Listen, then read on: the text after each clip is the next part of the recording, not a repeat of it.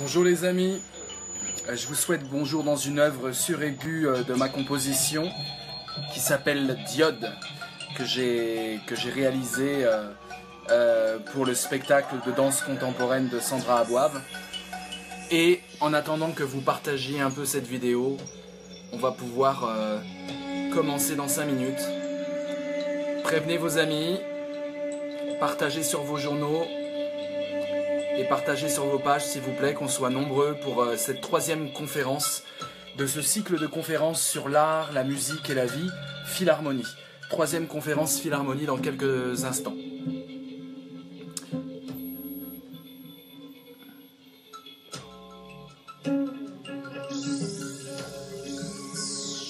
Galactique, hein. Bonsoir Amel. On partage.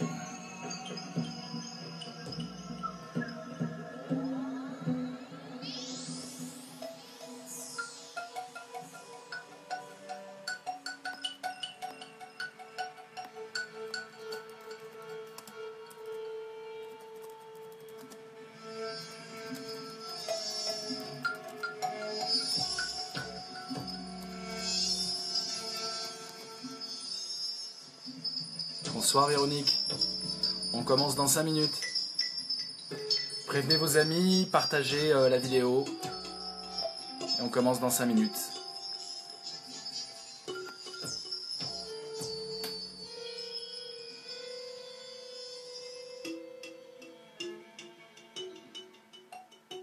Salut Isabelle.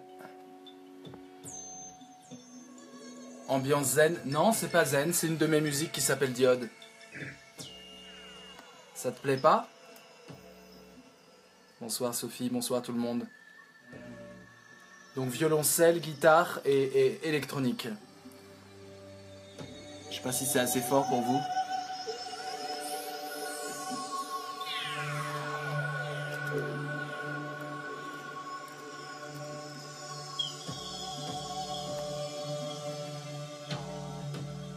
On entend bien le violoncelle là.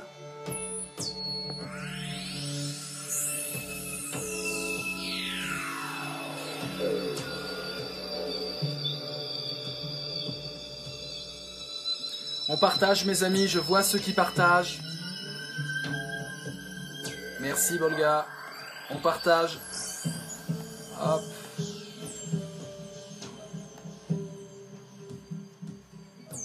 On commence dans 4 minutes.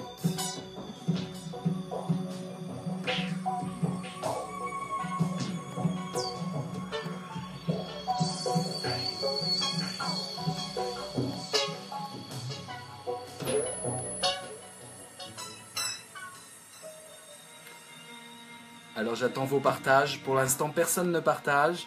Vous vous demandez peut-être ce que c'est. C'est peut-être la première fois que vous assistez à une conférence philosophique en live.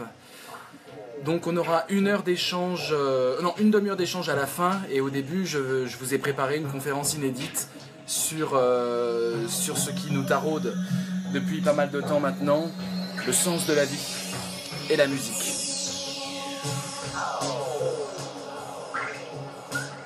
Merci Bolga. J'attends que d'autres partagent et on commence. Super Isabelle. Bienvenue à tous, on commence dans 3 minutes.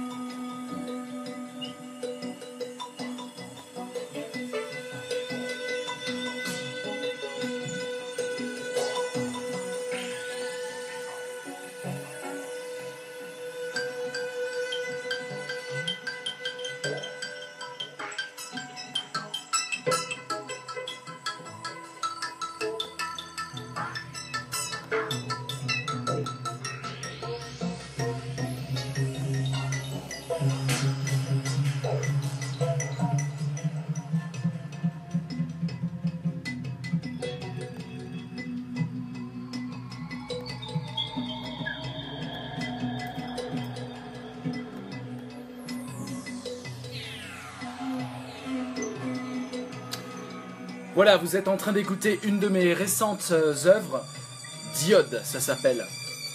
Alors c'est vraiment une œuvre pour la scène. Il y a tout un jeu de spatialisation du son qui est assez dense. C'est pour 5 danseurs sur scène. Violoncelle que vous entendez. Électro. Ah, elle est trop forte la musique? Je peux baisser. Hein. De toute façon, on va arrêter. On va commencer la conf. Merci Dorine d'avoir partagé.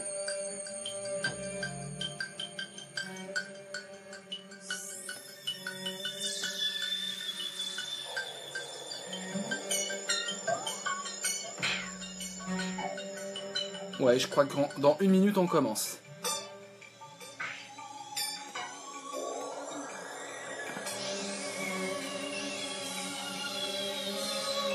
Sinon t'éloignes.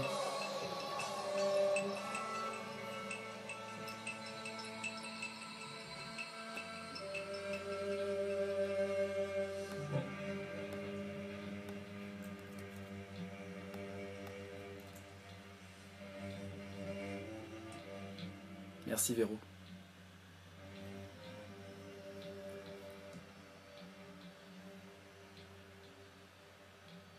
Violoncelle, guitare électrique, c'est la fin.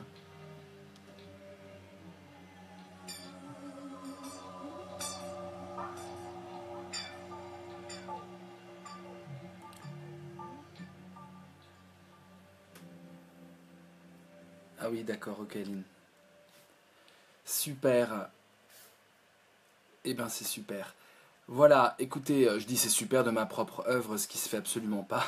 J'en suis navré. Mais super que vous soyez là, on est 24, on va pouvoir commencer cette conférence sur l'art. Donc il s'agit de... Ah oui, il faut pas que je bouge, excusez-moi. Je vais même, vous savez, fixer un peu... peut-être mon smartphone, ça sera plus simple. Je veux vous épargner mon bordel, parce que là, c'est vraiment le bordel. Un tout petit peu, quoi. Un peu de... Donc... Vous allez regarder... Attendez, j'arrive. Excusez-moi.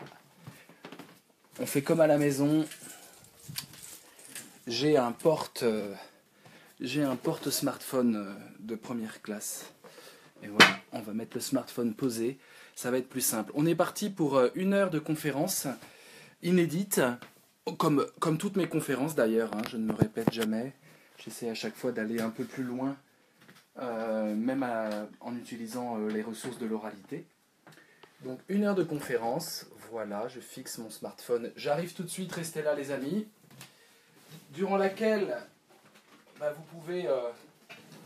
Voilà, on est bon. Et bien voilà.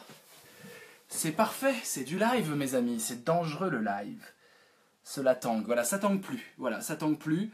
On reste là, on ne bouge plus. On est très bien ensemble. Voilà, bim. Et voilà, on va commencer. J'espère que vous allez bien tous, en tout cas, que l'introduction musicale ne vous a pas écorché les oreilles. Donc c'est une de mes œuvres, Diode, où je m'essaie à la musique électronique avec en studio l'enregistrement d'un violoncelle par Winnie Lim et d'une guitare électrique par Issa Kunta, mon guitariste fétiche, voilà, plus plein de travail sur le son, de calcul sonore, voilà. Et c'est une œuvre, je suis vraiment très très fier de cette œuvre parce que c'est un vrai challenge que m'avait donné Sandra Aboive pour laquelle j'avais composé donc cette œuvre. Sur scène, il y avait Elia, c'est un spectacle qui s'appelle La bouche que veux-tu, où j'ai signé la composition musicale, et donc il y a des danseurs dans l'obscurité avec des bouches lumineuses, c'est absolument magnifique. Une technologie permet d'éclairer l'intérieur des bouches et on a donc des bouches flottantes qui circulent sur scène. Donc cette musique a été conçue avec 2 objectifs. D'abord de créer une sorte d'atmosphère, de bain étrange galactique, et j'ai commencé ce Philharmonie numéro 3 parce que justement ce que m'avait demandé Sandra Aboive, c'est essaye de me composer une musique extraterrestre. Une musique extraterrestre. Une musique qui ne vient pas d'ici. Une musique pour laquelle il n'y aurait pas de repères dans la tonalité et même dans la sonorité. Une musique qui à la fois nous plonge dans une sorte de d'obscurité lactescente, avec ses bouches bâillantes, lumineuses comme autant de soucoupes volantes, mais une musique également qui nous déconstruit nos repères totalement. Donc ça c'était vraiment compliqué parce que si j'étais tombé dans la stricte atonalité, ça aurait été connoté très XXe siècle, très Schoenberg, Weber et d'autres. Donc il fallait trouver une texture sonore. Si à l'inverse j'étais tombé dans l'électro pur, vous avez vu, c'est assez rythmé, il y a un rythme assez lancinant qui part, qui revient, il y a tout un jeu de rythme. Mais il ne fallait pas non plus tomber dans l'électro pur parce que ça aurait donné aussi une sorte de côté un peu trop moderne, un peu aussi connoté fin du XXe, début du XXIe. Donc que signifie une musique extraterrestre? Le premier point, c'était justement ce mélange pour moi de sonorités travaillées à partir de sonorités réelles de guitare électrique et de violoncelle, et puis d'électro où on triture un peu la texture, le timbre, voilà, de composition musicale, comme si on entrait dans la matière sonore et qu'on sculptait directement le son. Puis la deuxième chose de cette gageure, hein, de composer quelque chose d'extraterrestre, c'était de pouvoir jouer sur des émotions qui ne soient pas des émotions aisément identifiables. Et ça c'est fondamental, me semble-t-il, pour partir en quête des émotions que la musique nous fait traverser. Et dans l'art qu'on va appeler thumétique ensemble, il y a toujours cette idée que on propose une expérience émotionnelle au public, mais ce sont des émotions si complexes, si subtiles, si profondes, comment dire, non épinglées par une sorte de nomenclature des émotions, non cataloguées, qu'elles viennent d'ailleurs, et que chacun doit essayer de mettre des mots sur des émotions qui vont plus vite que les mots, qui sont toujours au devant des mots, et finalement qu'on n'arrive plus à saisir. Et ça c'est à mon avis une piste intéressante pour réfléchir aujourd'hui, c'est le thème de la réflexion d'aujourd'hui, tout art est alchimie, cette idée, cette notion d'une musique extraterrestre, d'un art extraterrestre, pour lequel on n'a aucun repère, mais un art qui nous parvient quand même par nos sens, qu'on peut décrypter, qu'on peut déchiffrer, et surtout qu'on peut recevoir émotionnellement.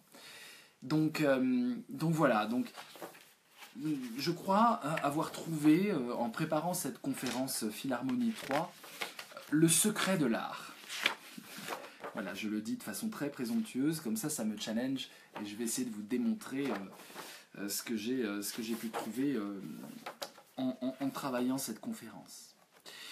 Au bout du compte, le but de ce cycle de conférences, c'est de nous inviter à réfléchir sur une autre façon de voir l'art et une autre façon de voir la vie, les deux étant intimement liés.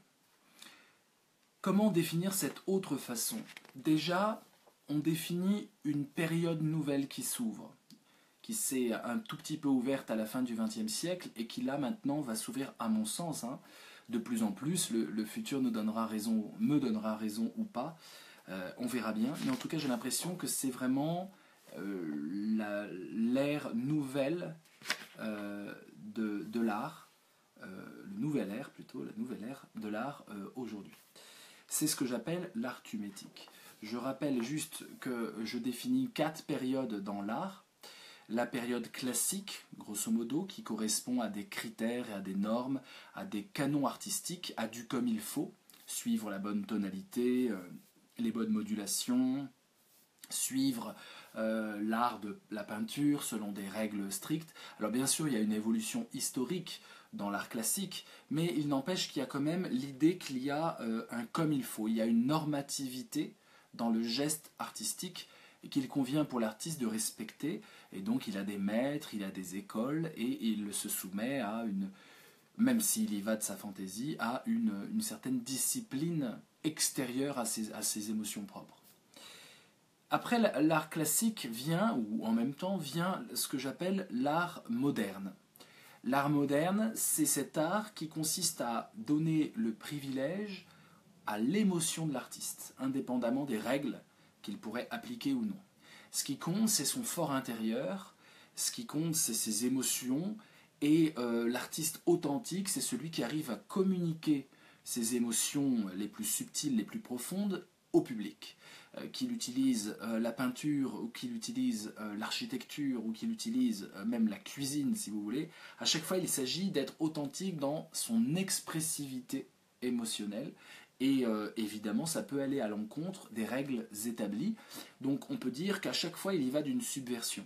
L'art moderne est subversif par rapport à l'art classique, dans le sens où les règles, il peut les arranger à sa sauce pour créer une poésie qui sorte par exemple de la métrique classique, des rimes fantaisistes, des mots nouveaux, des mots anglais. On pense aux expériences de Rimbaud ou des Parnassiens ou de Verlaine. Et même s'il utilise une symbolique issue du passé, elle est toujours au service d'une émotion et d'une vision. Merci Jérémy. Il y aura un temps d'échange entre nous, toi et moi, dans quelques minutes. Enfin, donc on est dans une conf d'une heure et la dernière demi-heure sera consacrée, donc 1 heure et demie en tout, sera consacrée aux questions-réponses. Note bien tes questions parce que quand ce sera à vous, vraiment je prendrai les réponses. Par contre, vous pouvez évidemment discuter entre vous et puis commenter ce que je dis, il n'y a aucun problème. Non, il n'y a pas de problème Jérémy, aucun problème. Je dis ça, en fait, je me sers de ton message pour que tout le monde soit au courant que ce n'est pas un cours, je dirais, universitaire. Il y a des questions-réponses à la fin, voilà. Donc, voilà, période classique, période moderne. Vient ensuite la période artistique que j'appelle contemporaine. L'ère contemporain, qu'est-ce que c'est? C'est de donner la prérogative non plus à l'émotion de l'artiste, non plus bien sûr aux règles de l'art, mais la prérogative à une réflexion de l'art par l'art sur l'art. Le but est de transgresser la notion même d'art et de décomposer les règles qui étaient déjà fortement décomposées grâce à l'art moderne, les règles classiques, ou les règles, je dirais, de nos préjugés, de notre vision du monde, hein, les règles tacites qui composent notre vision subjective de la réalité, qui est tout sauf subjective, qui est culturel, qui est de l'ordre d'un formatage, d'un conditionnement de la sensibilité, voilà. Éclater toutes ces règles et recomposer autant de règles qu'il y a d'œuvres d'art, ou en tout cas qu'il y a d'artistes. Donc l'art contemporain ne cherche pas tant à, et d'ailleurs c'est ce qu'on lui reproche, à exprimer une émotion authentique de l'artiste, ça c'est l'art moderne, mais à déconstruire les conditions de possibilité de l'art, et, waouh, vous partagez bien, merci les amis, et à mettre au devant la créativité normative de l'artiste. Il invente ses propres règles. Et d'ailleurs, il y a une grande puissance normative dans l'art contemporain. Il y a une puissance des règles, des lois, mais chaque œuvre a ses propres règles, quelque part, ou chaque style artistique.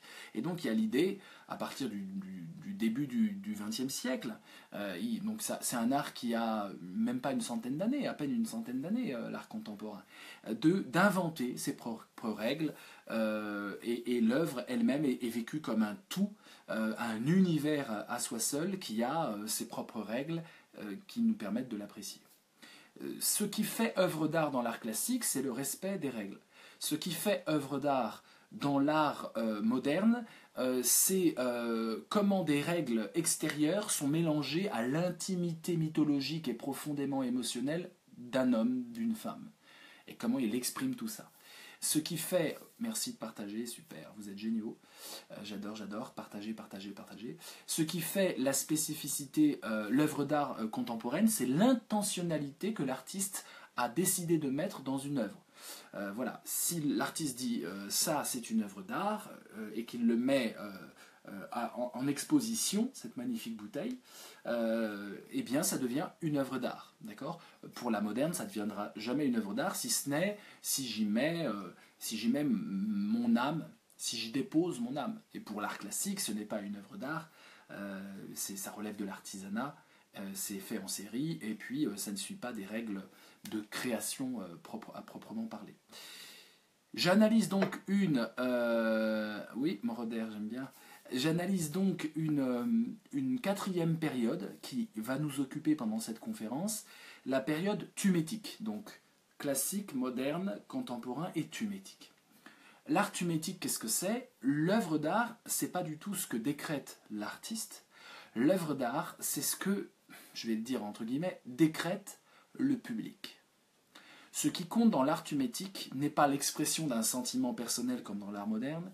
Ce qui compte, c'est comment je vais redonner au spectateur, à l'audience, au public, des capacités d'insurrection, d'énergie, de révolte, d'impétuosité, d'amour, d'un sentiment de liberté.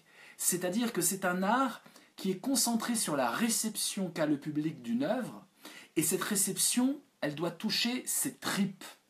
Elle doit toucher sa tête aussi, elle doit toucher tout ce qu'il est dans son intégralité, mais elle doit lui redonner, je dirais, une puissance vivifiante, et on va voir de quelle puissance il s'agit dans cette conférence. Voilà.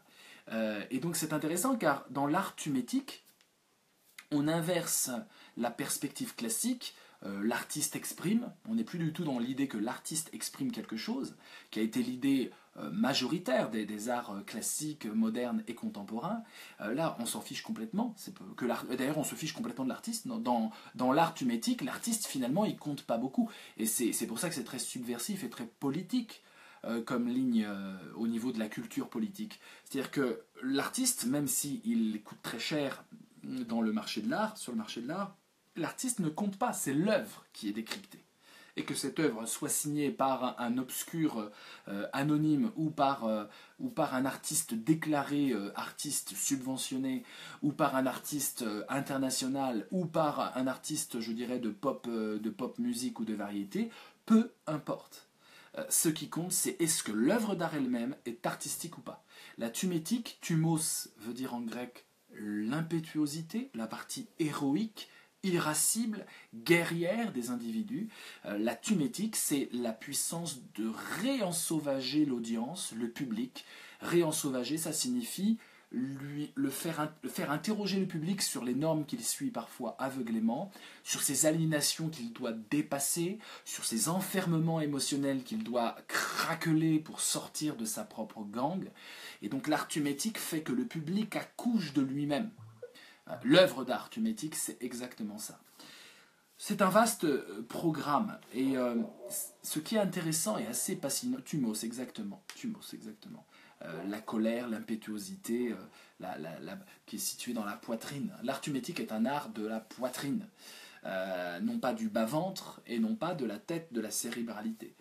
Alors que l'art contemporain touche les deux. Il y a beaucoup de cérébralité, et il y a aussi beaucoup de bas-ventre, des répulsions, des dégoûts, et on est dans l'éthéré de l'intellectualisme, et puis dans la pulsion je dirais, non réfléchie. Dans l'art tumétique, on a au contraire une alternance entre ça. On va dans le cérébral et on va et c'est dans cette alternance, dans cette respiration, que se situe la quintessence de la réception artistique. Je suis assez intéressé, vous savez que je suis beaucoup dans le rap en ce moment, je compose du rap, c'est assez amusant et passionnant, et donc je côtoie quelques artistes dans le monde du rap, dans des grands noms, et c'est intéressant parce que je vois que tous les artistes de rap, même ceux qui débutent, même ceux qui ont 22 ans, même ceux qui sortent leur premier EP ou leur premier album, ont vraiment intégré l'idée qu'on ne fait pas de la musique comme ça, pour le plaisir, pour le fun et en amateur. Qu'il faut s'inscrire dans une démarche professionnelle, et ils parlent de leur album en devenir comme s'il s'agissait vraiment de leur bébé, de leur petite construction. Ils parlent de projet, ils parlent de concept, ils disent ouais, dans cet album j'ai un concept. Et vous avez des gamins de 19 ans qui parlent comme ça, dans le rap en plus, qu'on pourrait imaginer de façon naïve, un peu plus populaire et je dirais se foutant complètement des normes. Bonsoir Linda. Se foutant complètement des normes, et il y a les Franco dans j'ai un truc à exprimer, je prends le mic et je m'exprime. Pas du tout. Les rappeurs que je peux croiser ont une logique très professionnelle, pas du tout amateur, même quand ils n'ont pas les moyens et qu'ils ne peuvent pas se payer des grands studios et des grands noms. Eh bien, ils ont une logique vraiment, je dirais, professionnelle. Ils parlent de leur album comme un projet, ils parlent de cohérence interne dans leur album, et ils ont vraiment un discours d'artistes contemporains. C'est intéressant de voir que le rap, en fait, à la fois il y a une partie dans le rap qui est totalement industrielle, est totalement businessisé. Et à la fois dans le rap, il y a aussi des artistes très intègres qui ont une logique d'art contemporain. C'est-à-dire, j'ai un concept, j'ai un projet qui aura ses propres règles, ses propres normes, et je dois le mettre en place. Et pendant 6 mois, 1 an, parfois plusieurs années, ils cultivent cette réflexion sur leur propre petit bébé artistique. Et c'est intéressant parce que dans leur démarche, ils restent contemporains, ils ne sont pas encore assez thumétiques. Ils restent contemporains dans la mesure où leur but est d'exprimer au mieux quelque chose de l'ordre d'un coup de gueule, d'un coup de cœur, de quelque chose du quotidien en général, de l'exprimer au mieux dans le but d'avoir une cohérence interne à leur projet.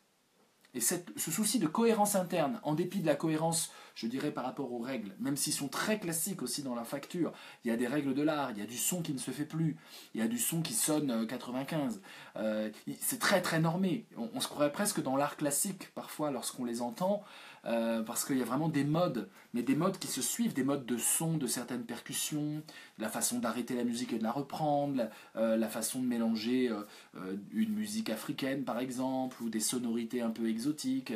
Il y a des modes qui se succèdent, parfois à des micro-intervalles de 2 années, 3 années, 4 années. Et donc ils sont assez classiques dans ça, c'est-à-dire qu'il y a des choses qui se font, des choses qui se font plus, on suit un code. Ils sont assez modernes dans l'idée qu'ils ont un truc à exprimer, profond. Ils sont assez contemporains dans l'idée que l'œuvre doit être un tout, leur album doit être un tout. Mais ils ne sont pas thumétiques.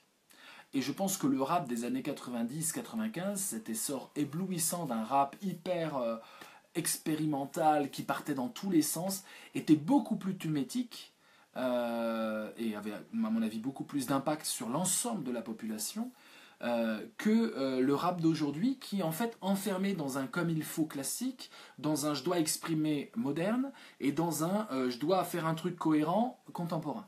Et c'est très étonnant. Et je ne crois pas du tout que ça soit simplement l'idée que le rap est devenu une industrie commerciale comme les autres. Je crois que c'est plus profond, je crois que les artistes contemporains ont eu plus d'influence que ce qu'on croit dans le discours sur l'art. Des chaînes comme Arte, des émissions sur des artistes contemporains qui gagnent des millions, je pense, ont eu de l'impact, y compris sur des jeunes rappeurs. Et donc je pense qu'ils ont intégré une partie du discours de l'art contemporain en général. Et ce qui donne quelque chose de très sage et de très policé, même s'ils utilisent des gros mots, ça reste très propre. C'est très propre.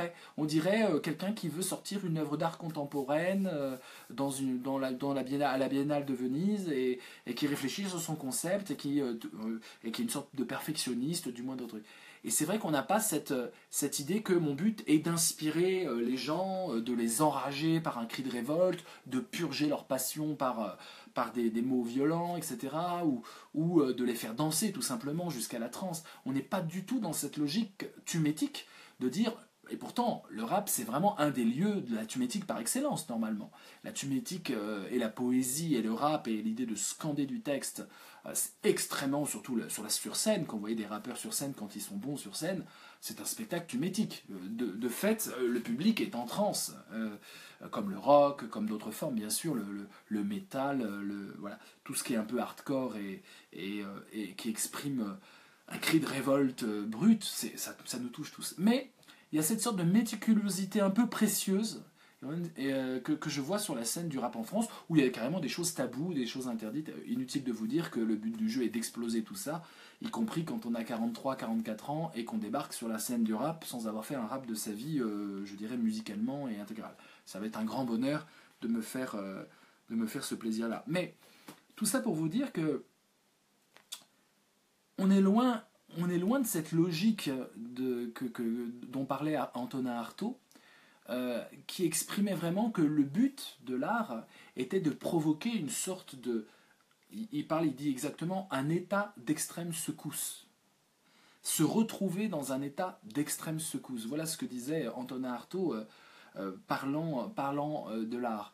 Un état d'extrême secousse, une éclaircie d'irréalité avec, dans un coin de soi-même, des morceaux du monde réel. Cette phrase est assez lumineuse. Vous voyez dans cette phrase toutes les problématiques de ce que j'appelle la cybermodernité. c'est-à-dire le mélange entre le virtuel et le réel à même nos existences. Vous avez l'état d'extrême secousse qui est la tumétique. Le thumos, c'est cet état d'extrême secousse, cet art qui choque, cet art où on retrouve notre violence perdue, ce que j'appelle le réensauvagement, où on retrouve nos démons, ce qui nous réobsède, alchimie du son, très bien. Donc on a ça. On a l'éclaircie d'irréalité, c'est-à-dire l'idée d'un monde qui n'est pas totalement créé, un monde en devenir, un monde qui est irréel dans la mesure où les lois qu'il implique ne sont pas les lois de notre monde sensible, ce que j'appelais en début de conférence un art extraterrestre. Un art extraterrestre, c'est ce sentiment qu'on a affaire à des choses qui ne sont pas réelles, qui ont leur propre cohérence, qu'il faut décrypter pour les comprendre, même si elles nous touchent émotionnellement, on n'arrive pas à leur assigner une géographie, un made in, une localité humaine. D'où ça vient? D'où ça vient? On ne sait pas. Ça vient d'extraterrestres. Et puis, avec, dans un coin de soi-même, dit Antonin Artaud, des morceaux du monde réel, c'est-à-dire, il y a l'idée de sample, l'idée d'échantillonner le réel en prenant tout ce qui nous intéresse pour servir la cause artistique, qui est une cause alchimique, on va le voir. Et donc, il y a l'idée vraiment de recycler le réel, qui est extrêmement, pour le coup, contemporain, dans un coin de soi-même, c'est-à-dire que le réel a été digéré. Le réel est en soi, il n'est pas à chercher à l'extérieur de soi-même. L'éclaircie l'irréalité est dehors et le réel est dedans. L'art me permet de digérer le monde, me permet de le faire mien. Et donc on a cette dualité d'irréalité et de réalité en dehors et au dedans. Bonsoir tout le monde et 30 minutes d'échange à la fin, mais n'hésitez pas à parler entre vous. Et donc on est vraiment dans ce que j'appelle la cybermodernité. J'ai besoin d'eau et vous avez bien vu que mon œuvre d'art de la soirée est vide. Si vous me laissez 2 minutes, je vais la remplir. Merci. C'est des aléas du direct.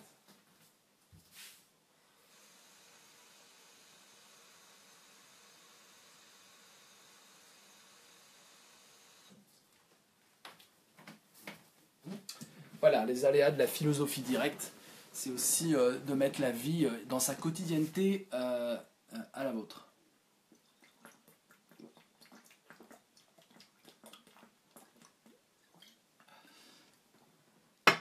Alors,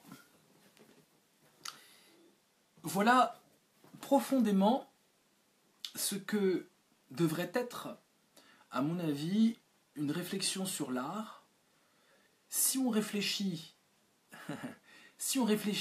sur l'impact que l'on donne au public, indéniablement, ce qui est très moderne à mon avis et très politique, c'est que le but du jeu est de pouvoir mettre dans la catégorie artistique. Il y a une très bonne question d'Ilan, je prends ces questions à la fin. Je dirais maintenant c'est la foire aux questions. Donc note-la, copie-la, et je répondrai à toutes vos questions à la fin. C'est de mettre dans la catégorie artistique du Ligeti, donc un compositeur contemporain, extrêmement contemporain, et du Rihanna. J'insiste sur Rihanna, encore une fois. Tout ça, ça peut être de l'art. Et quelle que soit l'œuvre d'art, si cette œuvre d'art touche, réensauvage le public et amène au public cette puissance d'irréalité et de réalité, on a affaire à l'œuvre d'art. Je vais le dire très simplement et de façon provocante. Si la danse des canards fout la pêche aux gens, ça devient de l'art. Ça vous va? Voilà. La danse des canards, hein, si ça met de l'énergie aux gens, et si ça leur donne cette idée que ce qu'ils gagnent, ce n'est pas une nouvelle jeunesse, ce n'est pas un peu de fraîcheur le temps d'une danse, ce qu'ils gagnent, c'est une puissance à pouvoir renaître. Ce qu'ils gagnent, non, c'est pas sur le fond, ce qu'ils gagnent, c'est ce que j'ai appelé dans mon dernier livre, la jouvence. La jouvence, qu'est-ce que c'est? La jouvence, c'est pas la jeunesse. La jouvence, c'est cette puissance de jeunesse. Cette puissance de pouvoir renaître lorsque nous sommes blessés, lorsque nous sommes malades, lorsque nous sommes malmenés. L'art populaire, tu dis Sunka, oui. Non, pas Vivanuna, justement, parce que je pense pas qu'il donne de la jouvence. Je pense qu'il donne de la sénescence, de la sénilité. Donner de la jouvence, ça veut dire rendre les gens, rendre le public plus plus capable de pouvoir renaître en cas de mort. Et les morts, vous savez qu'on en a tout le temps dans la vie. En cas de coup dur, de pouvoir tenir. En cas de blessure, de pouvoir penser avec un E, avec un A, ses plaies. En cas de dépression profonde, de pouvoir toucher le fond de la piscine et remonter. Voilà pour moi le sens de l'art thumétique. L'art thumétique est une pharmacopée. L'art thumétique est un élixir de longue vie. L'art thumétique est très proche de la quête alchimique de l'immortalité. Et vous savez que le but de la chimie, c'est mode phénix enclenché. Le but de la chimie, c'est justement... Attendez, je réponds aux questions, mais n'hésitez pas à mettre vos commentaires, mais à la dernière demi-heure de cette conférence, je répondrai à toutes vos questions. J'ai perdu le fil. L'art thumétique, allez-y, commentez, n'hésitez pas, lâchez-vous, il n'y a pas de problème. Le but de l'art thumétique n'est pas simplement de faire retrouver l'impétuosité que des gens anémiés, trop civilisés, trop sages, dans leur petite mesquinerie de consommateurs. Alors ils ont l'air sauvages le temps d'un loisir, ou le temps d'un rapport vicié avec les autres, ou le temps d'une petite manipulation perverse. Mais au bout du compte, ils sont surcivilisés, suradaptés au monde. Le but de l'art thumétique est de les désadapter à ce monde de la technocratie. L'art thumétique a vraiment en ligne de mire un univers technocratique, bureaucratique, et la bureaucratie de soi marche exactement sur le même mode que la bureaucratie d'entreprise, d'où ma critique par exemple d'un certain coaching bureaucratisé et bureaucratisant. Et donc l'idée c'est de déconstruire la robotisation des êtres humains pour les remettre dans une humanité bouillonnante, chaotique, quantique, énergique. Donc l'art thumétique redonne une énergie perdue au public. Et cette énergie perdue, il va falloir qu'on la dénomme de façon excellente. Il y a des artistes, il y en a plein, je ne vais pas m'amuser à faire des listes, j'en ai déjà fait pas mal lors des 2 premiers Philharmonies. Il y a des artistes, les derniers en date que j'ai croisés, c'est Marcel Deschênes. Marcel Deschênes qui est canadienne, qui est une artiste qui fait des chaînes avec un, voilà, D-E-S-C-H-E-N-E-S. Elle fait des compositions artistiques, multimédia, et puis elle est extrêmement polyvalente. Elle fait de la photo, elle fait de la musique, elle fait de toutes les sortes de musique, même les plus mixtes.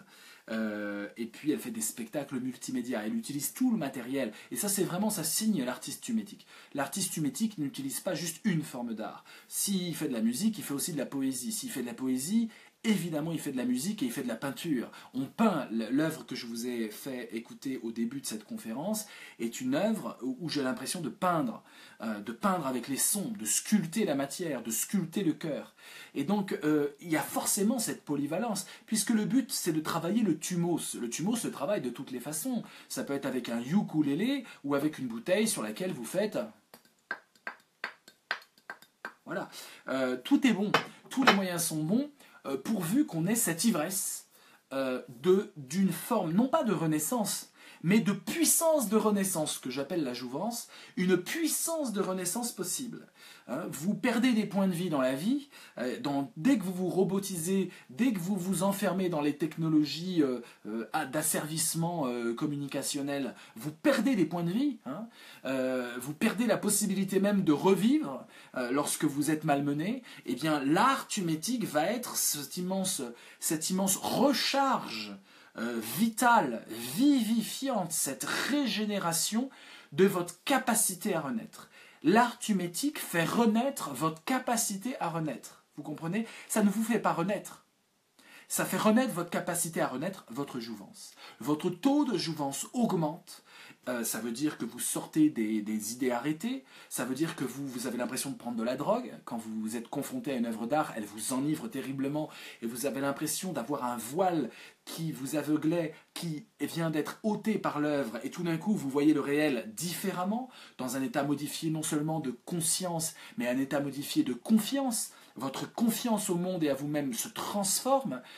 C'est un art narcotique, stupéfiant, c'est un art de saisissement, de réorganisation de votre chimie interne, de façon à ce que vous ayez l'impression physiquement de vous transformer au contact de l'œuvre, et ça le fait de grandes symphonies. C'est pas simplement l'idée d'un cœur battant et d'un romantisme où l'émotion est à son comble, ça existait déjà dès l'art classique. C'est simplement l'idée que confronté à l'œuvre d'art thumétique, peu importe le lyrisme, vous êtes dans une expérience où vous allez pouvoir retrouver le goût de la vie, le goût d'une vie intense. Et donc, c'est ce que j'appelle profondément ce mélange d'extase et de menace que j'appelle l'exhilaration. Et il va falloir qu'on réfléchisse à ce concept que quelqu'un va avoir l'amabilité de noter. J'ai rencontré aussi une grande compositrice, Elisabeth Raum, R-A-U-M, magnifique. Elle a fait du hautbois et elle compose des morceaux vraiment éblouissants qui sont totalement thumétiques également, Elisabeth avec un Z. Et je pourrais vous en citer plein. Là, je cite des femmes parce que j'ai cité beaucoup d'hommes et je veux qu'il y ait cette parité dans mes références.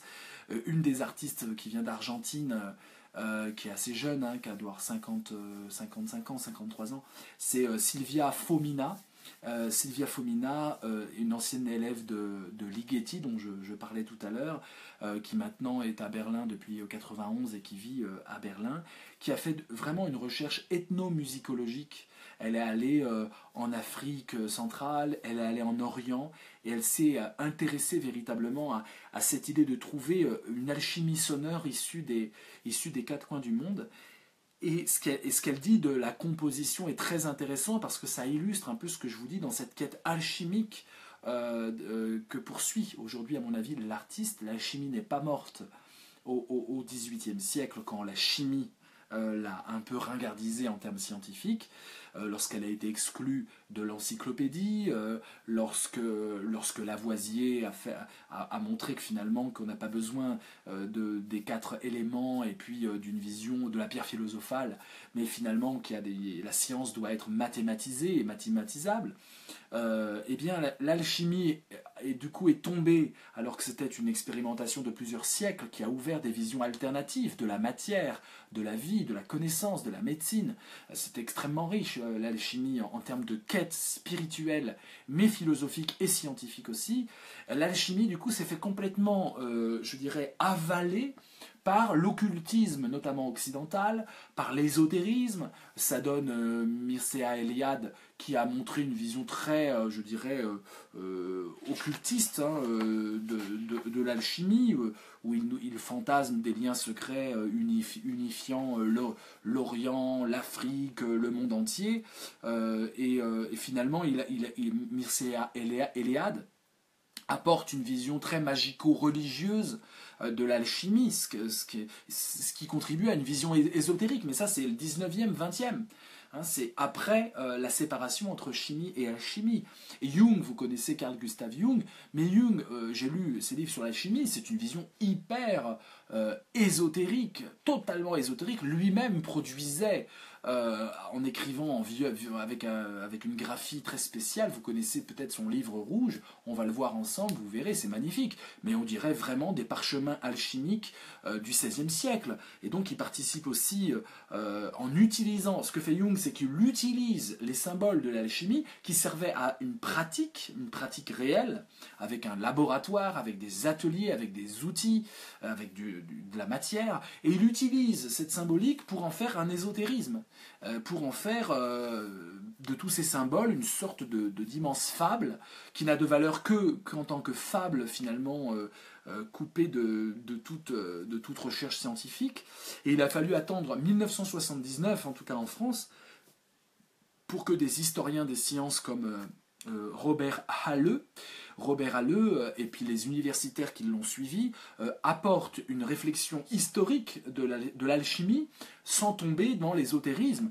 Le plus grand danger pour l'alchimie, si on veut comprendre ce qui s'est tramé pendant des siècles, c'est de tomber dans l'occultisme et une version spiritualiste anglo-saxonne, New Age, ce que j'appelle un peu salon zen, de développement personnel, de l'alchimie n'est que... Voilà, tout le, voilà, une sorte de pâte à gourou et pâte à secte. Donc non, la chimie profondément était une vision qui consistait à dire, et je vais vous le dire en termes artistiques recyclables par l'art, que l'art pouvait être supérieur à la nature, que l'art alchimique, l'art divin, l'art sacré, mais l'art, pour nous, ce qui nous concerne, c'est l'art thumétique.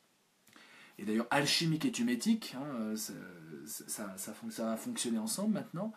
Le but de l'art était de pousser la nature dans ses retranchements et de comprendre les règles secrètes qui meuvent la nature. Ça peut être la nature, mais la nature aussi des émotions humaines, la nature de l'âme, la nature du monde dans lequel on vit, et pour pouvoir intervenir sur cette nature. C'est pas un art contemplatif, l'alchimie, c'est un art d'expérimentation. On expérimente, on est praticien et théoricien. Et l'art thumétique, c'est vraiment ça. Ce que l'art contemporain ne fait pas tout le temps. Les artistes contemporains ont besoin de théoriciens. Et donc, d'ailleurs, une litanie chez la plupart des artistes contemporains, c'est de demander aux théoriciens de théoriser leur propre art. Parce qu'ils ont besoin de cette armature théorique pour vendre cher leur œuvre d'art.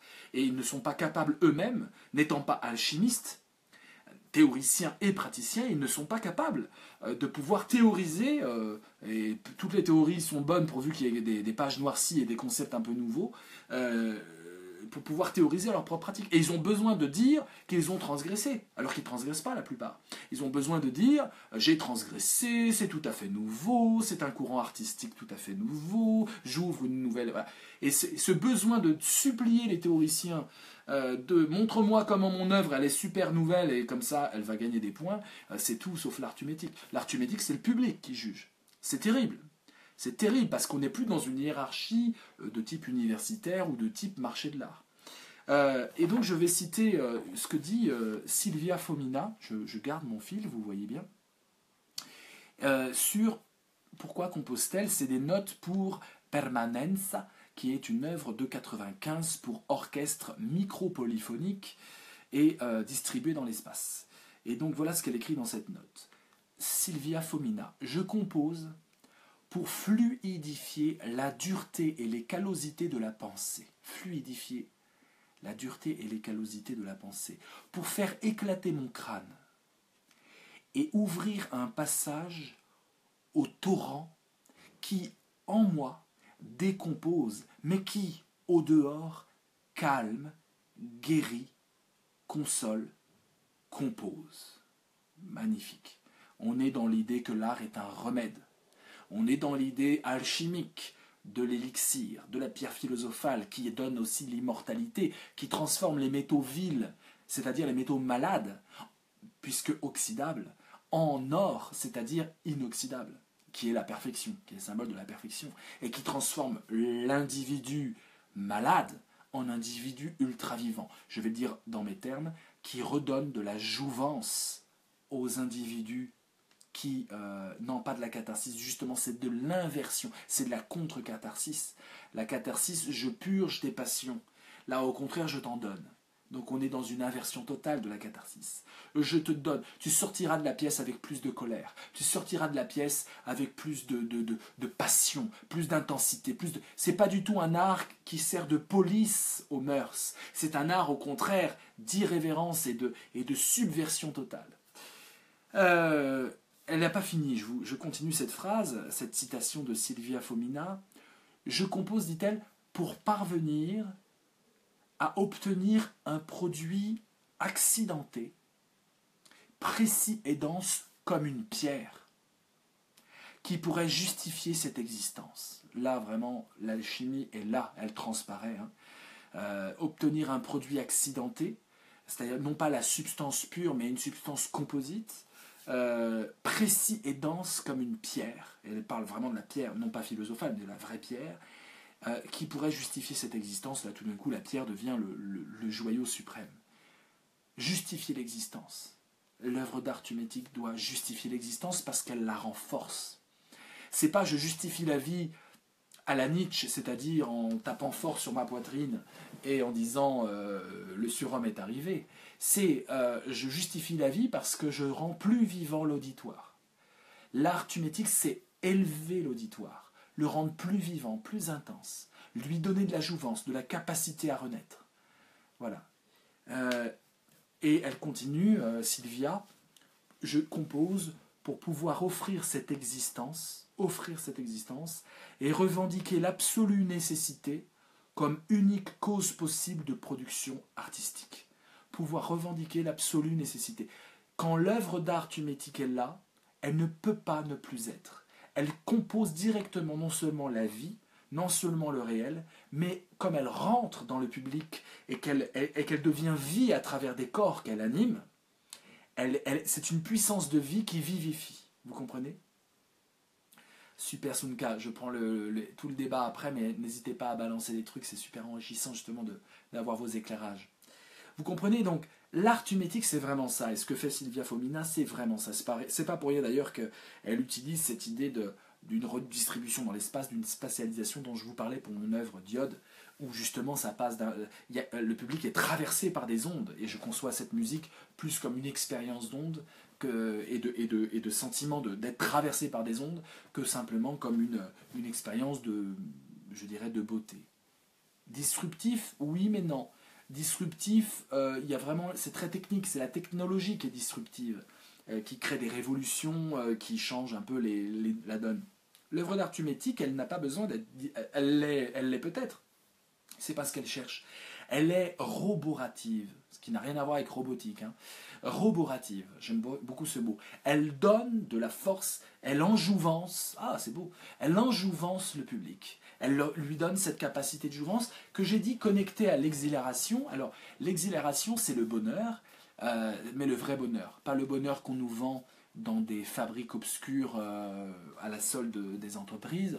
Pas du bonheur macronien qui est en fait du motivationnalisme et du développement personnel squeezé pour s'adapter au capitalisme et au mode de vie technocratique. C'est pas du tout ce bonheur-là. C'est d'ailleurs le bonheur de tout le monde, hein, des gourous qui vendent le bonheur débile de la méditation jusqu'aux vendeurs de bonheur dans l'idée que voilà, il faut de charité diluée, quoi. Aimez-vous les uns les autres. Au bout du compte, ça finit toujours là-dessus. Vous savez que je croise beaucoup de coachs entre guillemets dans mes conférences qui finalement font de la charité chrétienne. C'est juste de la charité, c'est-à-dire c'est aimez-vous les uns les autres. Vous écoutez un blabla, mais c'est un prêche de curé et qui nous vend de aimez-vous les uns les autres, ce qui est très bien, il faut s'aimer les uns les autres, je suis d'accord, mais ça ne fait pas avancer les choses, véritablement, c'est très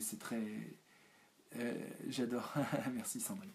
Donc non, là il ne s'agit pas de ça, il s'agit vraiment de dépasser la nature de sa vie. Je suis vivant à un degré et à une qualité de vie précise, confronté à l'art thumétique, je transforme la vie qui est en moi et je gagne de la jouvence. L'exhilaration, donc, c'est un bonheur qui n'est pas le bonheur que vous avez appris ou qu'on apprend en regardant la télé, en suivant des leçons de bonheur anglo-saxonnes, où en fait il s'agit de messes de rock'n'roll. Enfin oui, c'est super hein, le rock'n'roll, mais bon, c'est philosophiquement, ça, on va pas tellement loin. C'est-à-dire on est tous ensemble, on dit on est tous formidables et on donne 2-3 leçons d'écoute de l'autre et de faire attention aux autres et de s'écouter soi-même, de ne pas s'oublier. Enfin, je vous résume tout le bordel. Je vais vous résumer en une minute, accrochez-vous. Je vais vous résumer tout ce que vous pouvez lire dans le développement personnel, le coaching et tout cette masse de livres et de blabla et de brouhaha. Je vous le résume en une minute. Il faut s'écouter soi-même, il faut se faire confiance en soi-même. Il faut vraiment aller étape par étape, ne pas griller les étapes. Il faut vraiment s'ouvrir aux autres. C'est grâce aux autres qu'on est heureux. Et on doit aussi, évidemment, s'aligner, c'est-à-dire être en cohérence entre ses désirs, ce que l'on fait dans la vie, ses rapports aux autres. Tout ça, ça doit être aligné. Moi, je suis plutôt pour le non-alignement. Mais bon, voilà, tout ça doit être aligné. C'est la philosophie du balai dans le cul, vous savez. Vous devez aligner. Ils sont tous comme ça, ils sont alignés. Et puis voilà, ils sont tous dans l'assertivité, le conflit ne doit pas transpirer, il ne faut pas crier, il ne faut pas s'énerver, il faut être juste un flanc informe, débilissime. Enfin, je supporte pas je supporte pas ça, j'ai de la colère, je suis pas... C'est juste une école de la soumission et oui, n'oublie pas la gratitude, oui, il faut être en gratitude, ils nous font chier avec cette gratitude de merde. J'en ai marre de leur gratitude là, mais allez vous faire foutre avec votre gratitude, mais c'est insupportable. Excusez-moi, je pète les plombs un petit coup, mais c'est juste insupportable Non, je caricature pas le métier. Démontre-moi que je caricature le métier. C'est juste insupportable. Insupportable, c'est ce jargon lancinant de devoir être comme ci, comme ça, un peu plus comme ça, un peu moins comme ça. Pour voir quoi? Pour pouvoir être soumis au bout du compte. C'est une école de la soumission. Au bout du compte, si tu es en colère, c'est que tu n'es pas assez aligné. Si tu n'acceptes pas les règles extérieures, c'est qu'il faut que tu travailles sur toi-même. Et au bout du compte, c'est l'école des esclaves. Ils nous vendent de l'esclavage moderne. Aucun va dire il faut s'insurger, il faut se révolter, et il faut y aller. C'est une école de la passivité dépolitisée et de la décitoyenneté radieuse, quoi. Voilà, c'est une école, ça pue la secte à plein nez, et je supporte pas cette ambiance. Donc, le bonheur, c'est pas ça. Le bonheur, c'est très simplement avoir une patate d'enfer. C'est tout, point final. Il faut arrêter avec leur connerie de bonheur. Le bonheur, c'est avoir la pêche. Point final. C'est avoir la pêche, la tomate. Le bonheur, c'est avoir non seulement la santé, mais ça suffit pas la santé, une santé contagieuse, une santé qui donne envie et qui fait que les autres ont de la santé. C'est-à-dire, j'ai la santé et puis je donne la santé aux autres par la santé que j'ai. C'est pas une santé qui écrase, c'est pas une santé youpla boum, regardez-moi, je vous vampirise. C'est une santé qui donne la santé, c'est la pêche qui donne la pêche, le bonheur. Point final. Qu'on arrête les forums sur le bonheur, enfin non, ça me fait vivre un peu, donc faut pas non plus trop arrêter, mais qu'on arrête en tout cas le blabla sur le bonheur. Alors voilà, très bonne question, quelle est la recette pour... Mais là on entre déjà dans le débat, mes amis. Faut pas que je m'emporte trop. Ah, quoi qu'il est l'heure, hein, il est presque l'heure. Donnez-moi encore 5 minutes, je termine ma conférence, et ensuite on ouvre le débat. Mais gardez bien vos questions. Pour avoir la pêche, c'est très simple pour avoir la pêche. Il y a 3-4 choses qui permettent d'avoir la pêche. Le voyage, et le voyage peut être aussi des lectures qui nous font voyager, c'est-à-dire l'adoption d'un point de vue de fragilité dans un monde qui est un monde nouveau, où chaque geste, chaque implication de mon corps et chaque implication de mes mots ont des influences que je ne maîtrise pas. C'est ça le voyage. Je suis dans un monde où le réel est immaîtrisé et je dois essayer de le maîtriser par pure conscience de survie. Donc le voyage est un immense bain de jouvence. Première chose pour avoir la pêche. Voyager. Et vous verrez, le vrai voyage, bien sûr, pas le voyage balisé par des tours opérateurs, mais le vrai voyage. Dans tout vrai voyage, vous avez la pêche de plus en plus, parce que vous enlevez vos certitudes, vos œillères, et vous vous ouvrez à l'inconnu en toute fragilité, et donc en toute réception de l'émotion qui va venir. Deuxième chose qui permet d'avoir la pêche, à part le voyage. Deuxième chose, les jeunes. Ce qui donne la pêche, c'est d'être avec des jeunes. Alors je ne dis pas que les vieux ne donnent pas la pêche, il y a plein de vieux qui donnent la pêche. S'ils ont de la jouvence, c'est-à-dire cette capacité résurrectionnelle en eux-mêmes, les vieux donnent la pêche, il n'y a aucun problème. Mais ce n'est pas tous le cas, il y a beaucoup de vieux cabossés. Mais les jeunes ont un taux de jouvence extrême. Et la jouvence, c'est la santé contagieuse. Donc c'est des jeunes qui ont la pêche et qui donnent la pêche. Il faut juste oser se confronter aux jeunes sans passer pour le vieux crouton, c'est-à-dire sans vouloir leur faire la leçon, et accepter de prendre la leçon des jeunes. Mais si vous prenez un bain de jeunes, vous prenez un bain de jouvence. Ceux qui sont connectés à des ados, à chaque fois, à chaque connexion, ils prennent une petite dose de jouvence.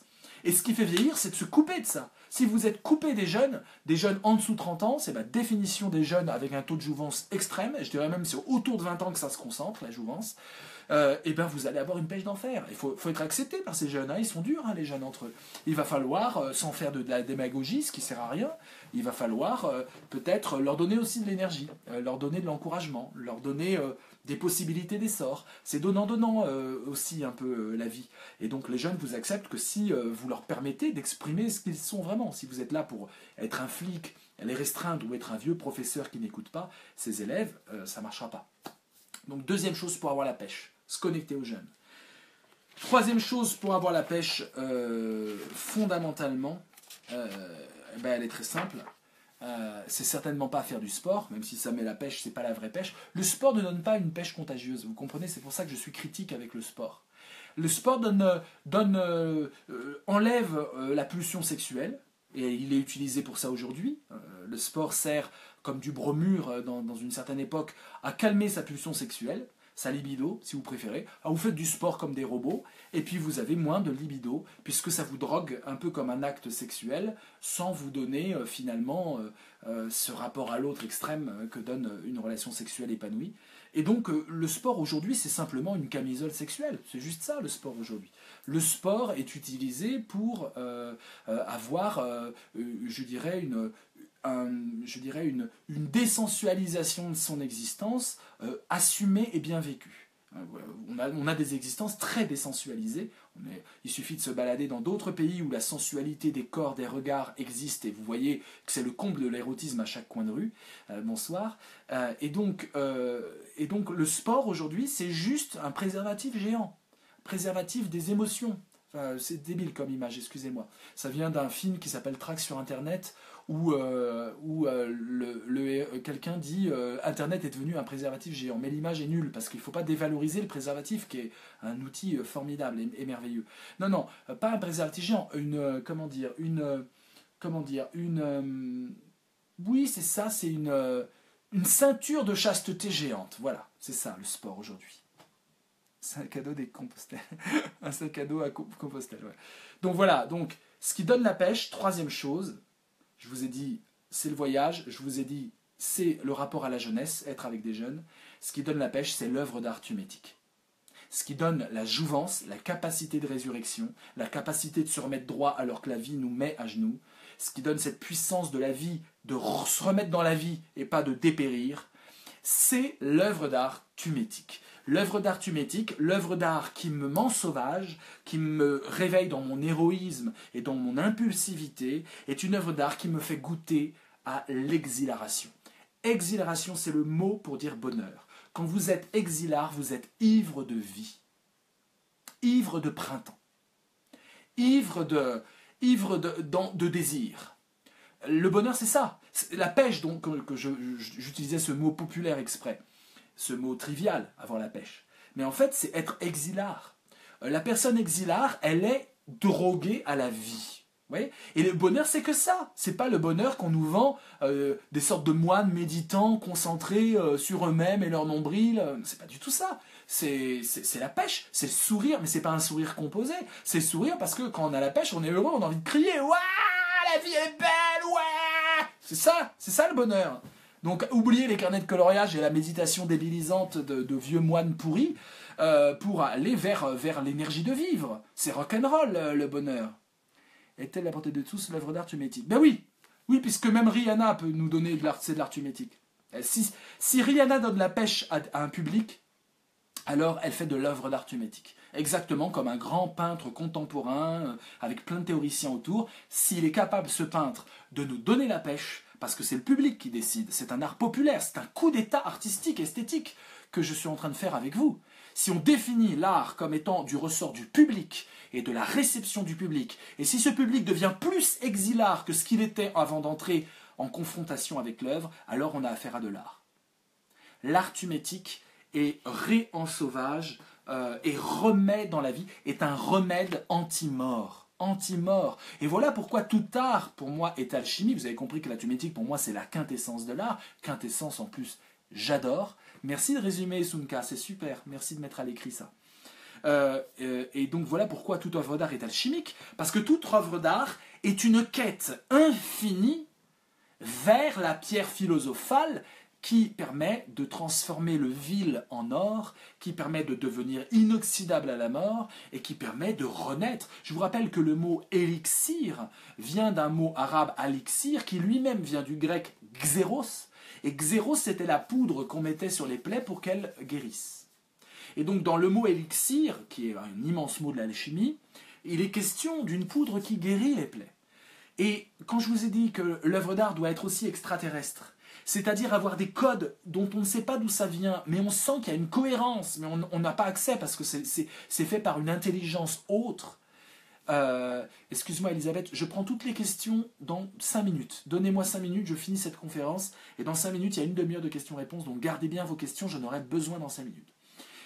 Donc, le xénos, l'étrangeté, l'étranger, et le xéros, c'est-à-dire la poudre qui guérit, l'élixir, ce qui permet de revivre. L'œuvre d'art thumétique a ces deux choses. Le xénos, d'où ça vient ce truc? Mais c'est dingue. Comment on a pu penser un truc comme ça? Et le xéros, et le xénos, non, excusez-moi. Le xénos, d'où ça vient, c'est étrangeté. L'œuvre d'art thumétique est une œuvre étrange. Une œuvre trop familière ne serait pas thumétique parce qu'elle ne proposerait pas cet immense clash régénérant, ce clash, ce shoot de jouvence qu'est l'œuvre d'art thumétique.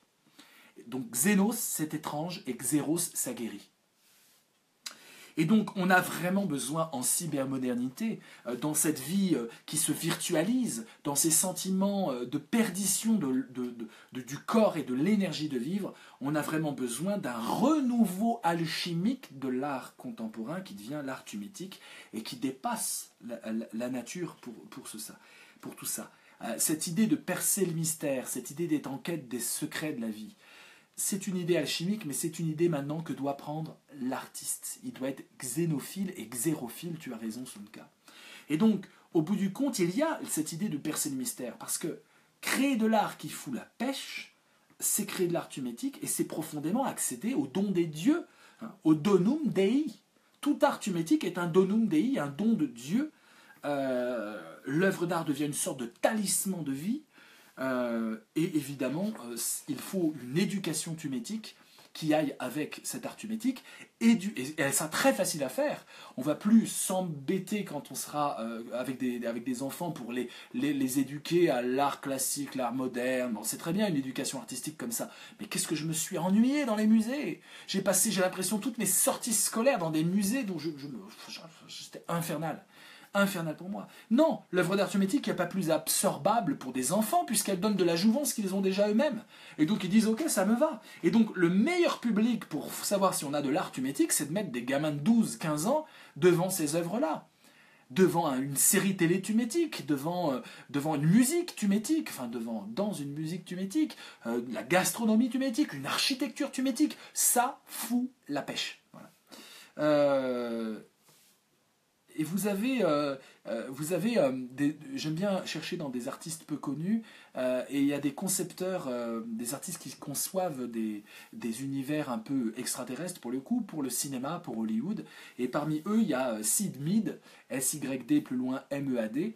Syd Mead est un mythe. C'est lui qui il a travaillé notamment sur la série Alien, c'est le concepteur artistique de Aliens, le retour. Vous savez, Alien, la saga Alien commence avec Ridley Scott en 79, mais surtout ce qui a fait un boost énorme à cette série. Ridley Scott, on n'a pas affaire à de l'art spécialement thumétique, je crois, mais c'est intéressant quand même. Les films d'horreur, c'est passionnant pour le côté ça me fout la pêche, ça me fout le... Mais ce qu'a fait Cameron avec Aliens le retour, c'est juste faramineux. Il a rendu la saga populaire et il l'a étendu au rang de mythe. Et cet artiste concepteur, Syd Mead, voilà ce qu'il dit de son travail. Parce qu'on lui dit, vous êtes un mythe, c'est formidable, vous avez inventé des vaisseaux spatiaux incroyables, un univers complètement dingue, vous vous mettez au service des réalisateurs et vous transfigurez leur vision dans des mondes visuels qui provoquent des émotions très fortes. C'est un artiste. Et pour moi, c'est un artiste thumétique, Syd Mead. Et voilà ce qu'il dit. Il ne faut jamais se considérer comme une légende. On lui dit, mais vous êtes une légende. Lui, il dit, non. Il ne faut jamais se considérer comme une légende, sinon on devient une sorte d'auteur un peu trop conscient de son travail. Un auteur un peu trop conscient de son travail. Ce que sont, à mon avis, tous les artistes contemporains. C'est la maladie de l'art contemporain aujourd'hui. Ils sont trop conscients de leur travail. Ils n'ont plus cet état de corps martial, cet état d'ivresse où on s'oublie soi-même dans l'œuvre. Alors j'imagine qu'ils ont des moments créatifs où ils retrouvent cette transe, bien sûr, certains, mais ils sont hyper cérébraux en général. Donc, sinon on devient une sorte, dit-il, d'auteur un peu trop conscient de son travail et on n'a plus qu'à prendre sa retraite. Autrement dit, on devient vieux. Le vieil artiste, c'est celui qui est sûr d'être artiste et qui doit faire une œuvre d'art artistique comme il a fait. Et ça, c'est l'horreur. Il faut ce moment de jeunesse qui est le propre, la jouvence. Qu'est-ce que c'est? L'exhilaration. L'exhilaration, c'est la vie qui devient un rêve. C'est que je vis ma vie comme si j'étais dans l'intensité d'un rêve. Et l'exhilaration, c'est justement une inconscience volontaire. Je suis toujours en état d'ivresse volontaire dans l'exhilaration, dans un état modifié de conscience et un état modifié de présence au monde. Et donc, je suis dans une inconscience volontaire. Je ne parle pas d'inconscient freudien. Je parle vraiment d'inconscience. Et être jeune, c'est ça. Les jeunes, quand ils sont dans l'exhilaration, ils sont exhilarants tout le temps. Ils rigolent, ils sont dans l'extase, ils s'émerveillent de n'importe quoi. Ils ont une pêche d'enfer. Et justement, c'est ce débordement qu'on a tous eu, hein, il faut le retrouver en soi, que j'espère avoir et vous transmettre à chaque live, mine de rien. Hein. J'essaie d'être tumétique, y compris dans ma pratique des vidéos live. Et être adoubé par Philippe Risotto, le manager des Hernadettes, c'est quand même un immense shoot de jouvence, hein, les amis. Voilà, donc il y a une inconscience volontaire, une inconscience assumée de l'artiste, et surtout, dans l'exhilaration, la tête me tourne, j'ai l'impression que la vie bouge en moi, se transforme en moi, j'ai l'impression de me transformer en super-héros. C'est ça l'œuvre d'art tumétique, c'est transformer le public en super-héros. Alors, on a plein d'artistes. Je vous ai parlé moi, je connais bien la musique contemporaine et l'art de l'orchestre. On a John Corigliano, on a Ken Russell. C'est l'art qui rend jeune, l'art tumétique. C'est l'art qui rend jeune, l'art qui rajeunit. On pourrait presque faire des tests en aveugle. Est-ce que cette œuvre, ne connaissant pas l'auteur, est-ce que cette œuvre t'a rendu jeune? Ouais, bof, ok, 3 points. Est-ce que cette œuvre t'a rendu jeune? Ah ouais, j'ai l'exhilaration. Ah oui, alors tu gagnes 10 points. On pourrait presque juger les œuvres d'art par un test public. C'est ce que serait un scandale. C'est-à-dire que c'est au public de choisir et de dire s'il y a des œuvres qui leur donnent la pêche et qui les rajeunissent. Y compris des œuvres sombres, des œuvres intimes, des œuvres torturées. Et ça peut foutre la pêche, hein. Je veux dire, on a des grands artistes des tumétiques. Giger, celui qui a créé l'univers Alien au départ, c'est plutôt sombre, glauque et visqueux, hein, son univers. Ça fout la pêche, ça fout la pêche. Donc, c'est pas forcément un art du youpla-boom. Je suis pas en train de vous vendre un youpla-boomisme. Avant la pêche, ça peut être une œuvre très minimaliste avec quelques tons de gris. Ce qui peut foutre la pêche, c'est par exemple, on a des artistes, Katharina Fritsch, je sais pas, elle n'est pas trop connue. Katharina Fritsch, elle a fait par exemple une œuvre incroyable, Muséum modèle 110 en 95, à la Biennale de Venise d'ailleurs. C'est une sorte d'installation où vous avez des immenses rats noirs. Vous avez des rats de plus de 3 mètres de haut, et vous en avez comme ça, plusieurs, une dizaine, et qui font un cercle. Des sortes de totems comme ça, de rats noirs. Mais vous sortez de là, vous avez la pêche. Je ne sais pas pourquoi, après les touristes peuvent venir.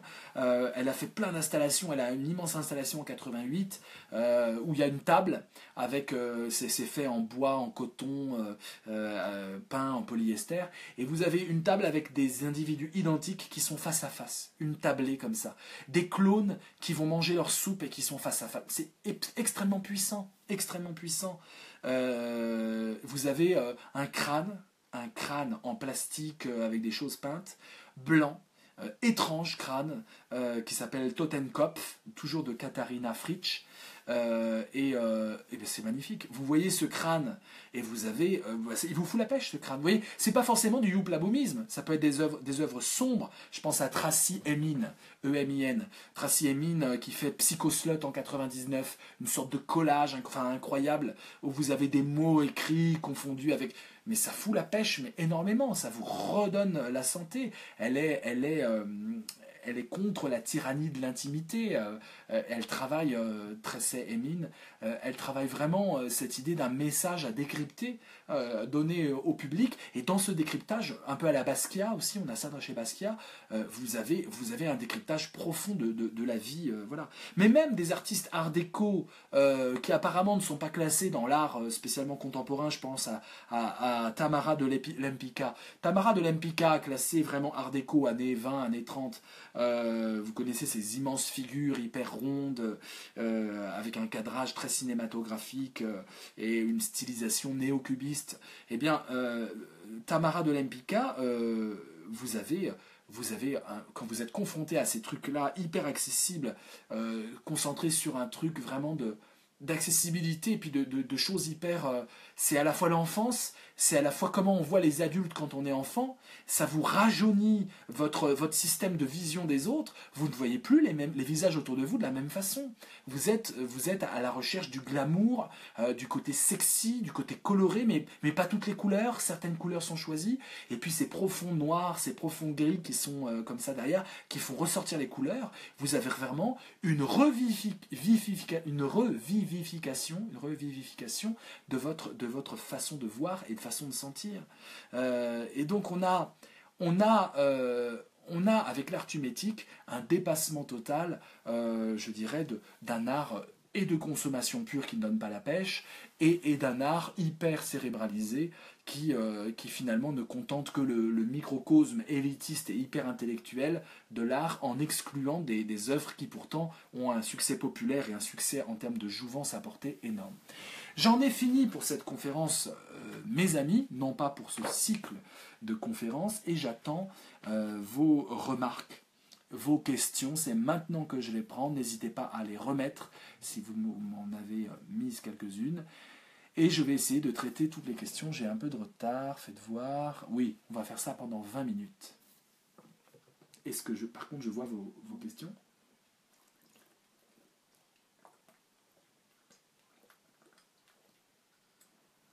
Elisabeth, question. Le baromètre de l'art tumétique, c'est la jeunesse ? Oui, dans le sens où c'est la jeunesse que l'on gagne. Voilà, c'est la jeunesse que l'on gagne. Je ne dis pas qu'il faille toujours interroger les jeunes, bien sûr, mais c'est la jouvence, ce que j'appelle la jouvence. Gagner de la jeunesse, ça veut dire quoi? Ça veut dire augmenter sa jouvence, augmenter sa capacité à renaître, ce qui est la définition pour moi de la jeunesse. Donc l'art tumétique me fait gagner de la jouvence, et plus j'ai de jouvence, plus je suis exilare. L'exhilaration, à un moment je parle d'exilarité, comme s'il y avait une substance, mais c'est la jouvence. L'exhilaration, ce sentiment d'ivresse de vivre, c'est être drogué, être accro à la vie, c'est cette pêche communicative, et bien l'œuvre d'art effectivement nous donne ça. Donc tu peux voir si l'œuvre d'art est tumétique, si tu as une augmentation de la jouvence. Merci Revival Païen, allez-y, j'attends vos questions, vos remarques. Sunka, quelle est la part de la paternité d'une œuvre tumétique? La part de la paternité, c'est-à-dire est-ce qu'elle appartient à l'artiste, c'est ça? Oui, c'est une très bonne question, parce que dans ce sens, le public fait l'œuvre d'art aussi. Donc une vaste question. Après, si les œuvres sont composites, il y a vraiment un système de... On n'est pas dans une logique... on n'est pas dans une logique de droit d'auteur, j'imagine, dans l'art tumétique. Il y a une polyvalence, et puis il y a des... voilà, non, j'ai pas trop de... Je comprends pas trop ta question, Sunka, explique-moi mieux. Comment faire de l'art tumétique au quotidien? Très simplement, en tes moments de joie, en trouvant une forme qui soit communicable à tes moments de joie, tout simplement. Voilà. Tes moments d'exhilaration, même plus fort que la joie. Ce sentiment de pétillance. Hein. L'exhilaration, ça jaillit. Ex, c'est la sortie, c'est l'extase. Et hilaration, c'est le rire. Donc exhilaration, c'est être exilare, c'est être hilar et en extase. Hein.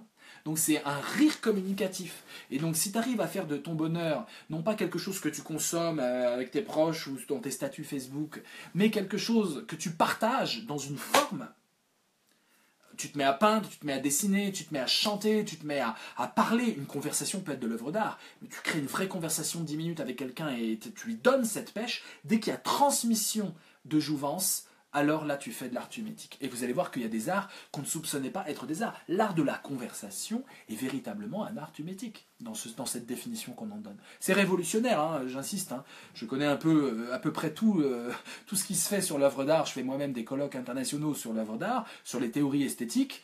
Je peux vous dire que c'est une théorie totalement nouvelle. Elle a l'air très simple comme ça, hyper abordable. Ouais, l'art, il paraît que c'est ce qui nous fout la pêche. Mais ça n'existe dans aucun traité théorique. Je vous mets au défi de trouver un traité théorique en esthétique qui dit l'art, c'est ce qui nous donne la pêche. C'est la première fois, à mon sens et à ma connaissance modeste, qu'on traite le truc dont tout le monde est d'accord. Tout le monde est d'accord. Vous demandez ça au peuple, c'est quoi pour toi l'art? L'art, ça doit nous foutre la pêche, nous faire réfléchir, nous faire pétiller la tête, nous voilà. Mais il n'y a pas de théorie qui accompagne cette simple impression. Alors, le sport intensif met le corps dans des états qu'aucun rapport sexuel n'égalera jamais. Oui, tu as raison, c'est une drogue. Voilà. Mais il y a des drogues aussi qui te mettent dans un état qu'aucune expérience sexuelle n'égalera jamais. Mais je ne suis pas en train de dire c'est soit le sport, soit l'acte sexuel, qui d'ailleurs relève d'une œuvre d'art. Je pense que la hiérogamie, l'union sacrée, hein, peut être très très bien une forme d'œuvre d'art. Si l'art est une capacité, à travers une forme extérieure, à transmettre de la jouvence, pourquoi l'acte de faire l'amour ne serait pas une œuvre d'art, ne serait pas de l'art? L'art tumétique, ça peut être aussi l'art de faire l'amour. Alors là, on pourrait réinventer, non pas une pornographie, mais un art érotique extrêmement intéressant, où on aurait des cours pour faire l'amour, et pour faire l'amour tumétiquement. Je rêve de ça, moi, de cours pour faire l'amour. Voilà. Ou des jeunes de 20 ans, qui seraient bien dans leur peau et qui auraient envie de profiter de désirs charnels et assumés, auraient des cours de comment faire de ton acte amoureux une œuvre d'art. Parce que le problème, c'est qu'on donne ça au sport. On donne ça au sport. Le beau geste, la façon de bien faire. Les arts martiaux, par exemple, le but est quand même de réduire l'autre en bouillie informe. Hein. C'est quand même ça le but des arts martiaux. Et alors on y va un peu de spiritualité, et on prend des cours, plusieurs cours par semaine, hein, parfois 5 heures par semaine. Quand je faisais du kung-fu, j'allais comme à une salle de boxe. C'était tous les jours, 2 heures minimum tous les jours. J'étais surentraîné pour écraser la tête de l'autre. Pourquoi on ne ferait pas un art martial amoureux? Pourquoi on ne ferait pas un art martial? On fait l'amour, et grâce au magique préservatif, il n'y a plus de problème, et puis on fait attention à l'hygiène et au respect de l'autre, etc. Et on pratiquerait une sorte d'art martial de faire l'amour. Vous voyez, c'est ça que je sais que j'ai l'air complètement fou à dire ces idées-là, j'en ai conscience. Mais vous likez, donc je pense qu'il y en a qui partagent ces idées. Mais c'est une très bonne idée, en fait. Réellement, c'est une très bonne... Je n'aurais pas le cran et le courage de le faire, moi, mais j'ai lancé l'idée. J'ai lancé l'idée. Mais maintenant, je pense qu'il y a une pratique sportive, je n'aime pas du sport, artistique, faire l'amour comme une œuvre d'art. Et tu verrais, Hakim, hein, je suis sûr que plutôt que de faire du karaté pour écraser l'autre à coups de poing, peut-être que faire l'amour à l'autre peut être une œuvre d'art beaucoup plus satisfaisante, avec plein d'endorphines. Ça peut être aussi physique, ça pourrait être bon pour le corps et pour la diététique et pour tout. Mais voilà, donc je crois que je suis en train, avec vous, d'inventer une nouvelle forme artistique. Voilà, la hiérogamy, on peut appeler ça. Alors, ou l'éroto... Alors, quelle est la différence entre donner la pêche à un public avec une œuvre d'art et juste lui donner de l'excitation, par exemple, comme un chauffeur de salle? Très bonne question, mais le chauffeur de salle, quand il arrête de chauffer la salle, il se passe quoi? Ça retombe instantanément. Je peux te le dire, puisque je connais des chauffeurs de salle, et j'en ai vu plusieurs, pour des émissions de télé, pour des concerts. Le chauffeur de salle, s'il ne maintient pas le public, la connexion avec son public, et d'ailleurs le public le regarde tout le temps, dès qu'il arrête, ça retombe. C'est artificiel. Et tu as raison de dire que c'est de l'excitation. On a affaire à des stimuli qui provoquent une excitation de style pavlovien, réflexe, et du coup on réagit. Alors que l'art tumétique, j'en ai parlé dans Philharmonie 2, Dorine, ça hante. Il y a une rémanence de l'œuvre en soi. C'est quelque chose qui t'habite, qui te hante, qui t'obsède. L'œuvre d'art tumétique est obsédante. C'est pas le côté hieros qui est obsédant, c'est le côté c'est pas le côté xéros, remède, qui est obsédant. C'est le côté xénos, étranger. C'est un art extraterrestre dont tu n'as pas les codes, et tu te dis, mais bon Dieu, mais d'où ça vient? Et cette interrogation, c'est comme une invitation à déchiffrer un mystère, et toute œuvre d'art tumétique, et c'est pour ça que c'est pas n'importe quoi l'art tumétique, ça doit être un art extraterrestre. Si c'est trop familier, c'est là où la danse des canards s'écroule, si tu veux. Si c'est trop familier, ça peut pas te hanter. Si c'est consommable, ici et maintenant, tu prends un shoot d'art et tu vas mieux, t'as la pêche, c'est pas de l'art tumétique, parce que ça doit te hanter. C'est pas un shoot de jouvence, c'est un travail d'obsession à partir d'une forme qui t'obsède, que tu digères. Tu peux passer toute ta vie à essayer de digérer une œuvre, mais la digestion de l'œuvre elle-même, l'activité digérante, je ne parle même pas une fois que tu l'as digérée, mais l'activité digérante te donne la pêche. Ce que j'appelle l'avènement, c'est quand un événement rentre dans ta mythologie intime. L'œuvre d'art tumétique, c'est quand l'avènement a lieu, c'est une explosion d'énergie et de jouvence en toi. Ouais, vous êtes super actifs là, c'est bien.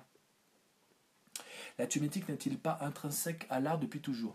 Tout à fait, Dylan, tu as raison. Ce que je décris, c'est la quintessence de l'art. Et je pense que des grands théoriciens du théâtre, notamment du théâtre, parce que c'est très intéressant, foutre la pêche, transmettre les ondes, il y a des grands théoriciens du théâtre qui en parlent, et tu as tout à fait raison.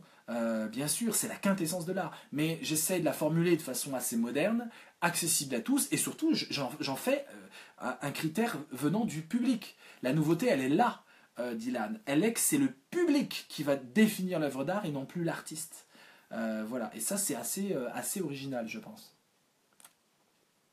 Sunka, ne faut-il pas avoir vécu l'expérience du vide et du manque pour être conscient et savourer son exilarité, son exhilaration? C'est ça la paternité que tu dis? Non, c'est autre chose encore. Je crois pas. Je crois qu'un adolescent est débordant d'exhilaration sans avoir du tout vécu le manque ou le vide. Il peut l'avoir vécu, mais je pense qu'on peut très bien.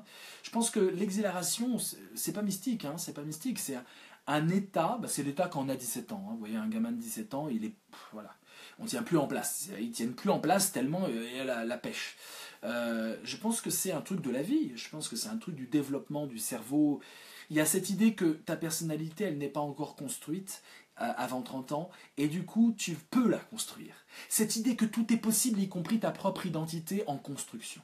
C'est ça l'exhilaration. Ce sentiment que tu peux donner tous les vœux et ils vont tous se réaliser. Et que tu peux devenir tout ce que tu veux. Et pourquoi on la perd après 30 ans? On perd l'exhilaration et donc la jouvence après 30 ans parce que notre personnalité commence à être super définie par les autres, par la pression sociale, par notre métier, par notre implication dans la société. Et donc on perd les possibles. Quand tu as 17 ans, les possibles, tu les as tous et ça t'enivre. L'exhilaration, c'est être enivré par les possibles scénarios de ton avenir propre. Alors que moins tu as de scénarios possibles devant toi, plus le possible devient l'obligatoire, le convenu, le conforme, ou voire la routine. La routine, c'est anti-exhilaration absolument. Hein. C'est la désexhilaration, c'est du désenjouvancement. La routine, c'est terrible, parce que dans la routine, les possibles se ratatinent, l'avenir se rétrécit, et c'est le présent qui continue. Ou les pensées réactionnaires. Vouloir dire c'était mieux avant et dire il faut retourner comme avant, cette pensée réactionnaire, c'est l'anti-jouvence. Parce que les possibles, ils sont derrière toi, donc amuse-toi, cavale toujours derrière le passé, tu n'y arriveras jamais. Quand le rêve est au futur, au moins tu peux te dire je peux accélérer le temps et essayer d'y aller, mais quand le rêve il est au passé, tu sais très bien que si tu refais le passé, ça sera autre chose, ça ne sera pas le passé. Donc c'est foutu. Toutes les pensées à la Onfray, tout ce qui pue là en ce moment, là, les pensées de déclin, de machin, de tout fout le camp, c'est des pensées horribles parce que ça enferme la jeunesse dans tu dois être vieille, ma fille, mon fils, sois vieux le plus vite possible, rejoins papa. Papa il est là, il fait la gueule. C'est quand même Michel Onfray, le seul mec qui nous parle du bonheur et qui sourit jamais. C'est quand même une monstruosité. Philosophiquement, et je dirais en termes d'idiosyncrasie, pour prendre un mot de Nietzsche, c'est quand même une monstruosité ce mec. Il nous vante le bonheur et le mec il fait la gueule mais tout le temps quoi. Et on sent que ça sent le renfermer, le ratatiner, le bougonnant. C'est insupportable. C'est insupportable. On a envie d'ouvrir les fenêtres quoi. Quand je vois Onfray, moi j'ai envie d'ouvrir les fenêtres tout de suite. Les fenêtres de l'âme d'abord. Peut-on parler Oui, je suis sans pitié mes amis, mais quel bonheur d'être sans pitié quand on a des ratatinés du bulbe. Dylan, Platon excommunie les poètes. Oui, très bonne remarque Dylan. De la cité, bien sûr, République 10, parce qu'il ensauvage les esprits. Bah voilà, exactement. Et je pense qu'on a oublié le rire humain, le rire d'Homère, le rire et les passions que Homère savait bien mettre en arithmétique. Homère était une femme, pour ceux qui ne le savaient pas. C'est sûrement une courtisane qui s'est fait passer pour un homme. Et donc je pense effectivement que Platon a viré Homère, tout simplement. Toute l'œuvre de Platon, c'est de virer Homère. Ce que Socrate ne faisait pas. Socrate était dans l'ironie, dans le rire. Et le Socrate de Xénophon n'est pas le Socrate de Platon. Voilà. Socrate vraiment ensauvageait la cité. D'ailleurs, il a été condamné pour ça. Et son procès, c'était quelque chose à Athènes, son procès. Mais Platon, effectivement, tu as raison, il exclut le poète dans l'idée que le poète est encore plus imparfait que l'artisan. L'artisan qui va fabriquer un lit, il n'a pas accès à l'idée de lit, c'est-à-dire qu'il ne nous montre pas l'idée de lit, mais une copie de l'idée de lit. Et ben le poète, lui, il nous montre une copie de la copie, un fantôme d'idée. On est très très loin de l'idée purement, je dirais, conceptuelle. On est dans une sorte d'imitation, et c'est évidemment sans vie, sans être, et pour Platon, c'est condamnable. Mais là, il faut lire Nietzsche, la grande critique que Nietzsche adresse à Platon, c'est justement ça. C'est que on doit être on doit fuir les arrière-mondes, on doit fuir cette idée les idées pures, on n'est pas dans la pureté. Et le dionysiaque nietzschéen, cette catégorie de l'art nietzschéen, évidemment, c'est ce dont je veux parler ici avec vous. Le yoga Samuel, hein, bonjour Samuel, ça fait plaisir. Alors je sais pas à quoi tu réponds du yoga, j'ai beaucoup de retard dans les messages, donc reprécise ta question. Euh, vous prêchez un convaincu, Vincent. Bah, c'est formidable, Jérémy. Le Tchèque Nevzaoui a déjà sorti un tel manuel, c'est de l'art thumétique. Bah, très bien, on va lire ça. Pourquoi le... Mais rien que le Tchèque Nevzaoui, ça fait déjà très religieux déjà. Donc si c'est indexé sur des croyances religieuses et du truc divin, à mon avis, on n'est pas dans l'art thumétique. L'art thumétique se passe totalement de l'hypothèse de Dieu. On est d'accord. Pas du tout besoin de... Pour l'art thumétique, c'est l'humain qui est Dieu. L'humain est divin, puisqu'il est capable, à travers une œuvre d'art, de redonner la jouvence, de redonner la vie. De redonner la possibilité, la puissance de vie, c'est pas la vie, c'est la puissance de revivre quand on est mort, la puissance résurrectionnelle, la jouvence. Donc on n'a pas du tout besoin de cette hypothèse de Dieu. Donc quand tu parles déjà de chèque, la notion même d'un sage, je sais pas si c'est un imam ou je sais pas quoi, mais on est déjà dans quelque chose qui sent le clergé, qui sent le passé. Mais bon, je vais me documenter, Elisabeth. Pourquoi le copeau d'aujourd'hui ne peut pas être dans cette mouvance? Je suis dans cette dernière et je pense qu'il faut relativiser et ne pas trop dégueuler sur cette profession dont je fais partie, d'accord. Je coach avec... Ah, c'est le message trop long, ça se coupe là. Remets-moi la fin de ton message. Mais je ne dégueule pas sur le coaching, pas du tout, pas du tout. Je dégueule, d'abord je ne pense pas à dégueuler. C'est pas mon style dans les vidéos live, je dégueule pas, j'essaie d'articuler ma pensée, même si je peux avoir des moments d'emportement dus à un taux de jouvence parfois excessif grâce à vous, mais je dégueule pas. Et ensuite, le coaching, oui, c'est des sophistes, c'est les sophistes de l'époque platonicienne, des marchands de sagesse, des marchands de bien-être, des marchands de... Voilà, et il y a des sophistes qui sont remarquables, remarquables. Gorgias était remarquable, Protagoras était remarquable, mais c'est des sophistes, voilà. Alors, ce que je déplore dans le coaching, c'est que 80% des coachs sont de purs et simples charlatans, voilà, comme certains psys, voilà, et des charlatans qui du coup nuisent à la profession, donc voilà. Mais bon, ça reste du sophisme, c'est-à-dire ça reste des choses qui ne sont pas articulées par la raison, mais articulées par du dogme non réfléchi. Donc c'est pas du tout la case de la philosophie. Et là où je m'insurge, c'est quand les coachs sont invités à la table des philosophes et qu'ils délivrent des messages de vie comme s'ils avaient fait une œuvre rationnelle. Les coachs ne font pas des œuvres rationnelles. L'essence même du coaching est une essence qui pue la secte à plein nez, c'est-à-dire on a des âmes et on va être les sorciers des âmes.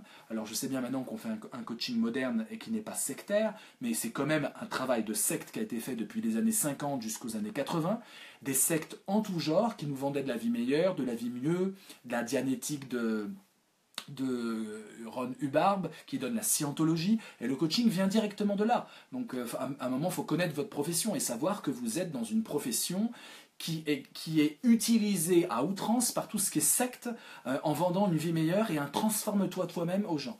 Donc que ça soit une laïcisation ou une sécularisation des sectes, je veux bien le comprendre, mais qu'on ne fasse pas passer le coaching pour de la philosophie. Ça pue la secte un plein nez, et pour moi, c'est pas dégueuler que de le dire, c'est juste savoir l'historique de l'histoire des idées et comprendre que toutes les leçons du coaching viennent de la scientologie ou d'autres écoles fumeuses et New Age, qui sont certes très intéressantes quand on veut accéder à une sorte de spiritualité kitsch et bon marché, mais qui ne sont pas dans l'ordre de la rationalité. On n'est pas dans la démonstration dans le coaching, et d'ailleurs souvent les coachings commettent ce crime absolu pour moi, qui est d'être anti-intellectuel. T'es trop dans la tête, essaie dans tes émotions, machin, c'est bien joli d'être dans les émotions, machin, mais à un moment, il faut rationaliser les pratiques.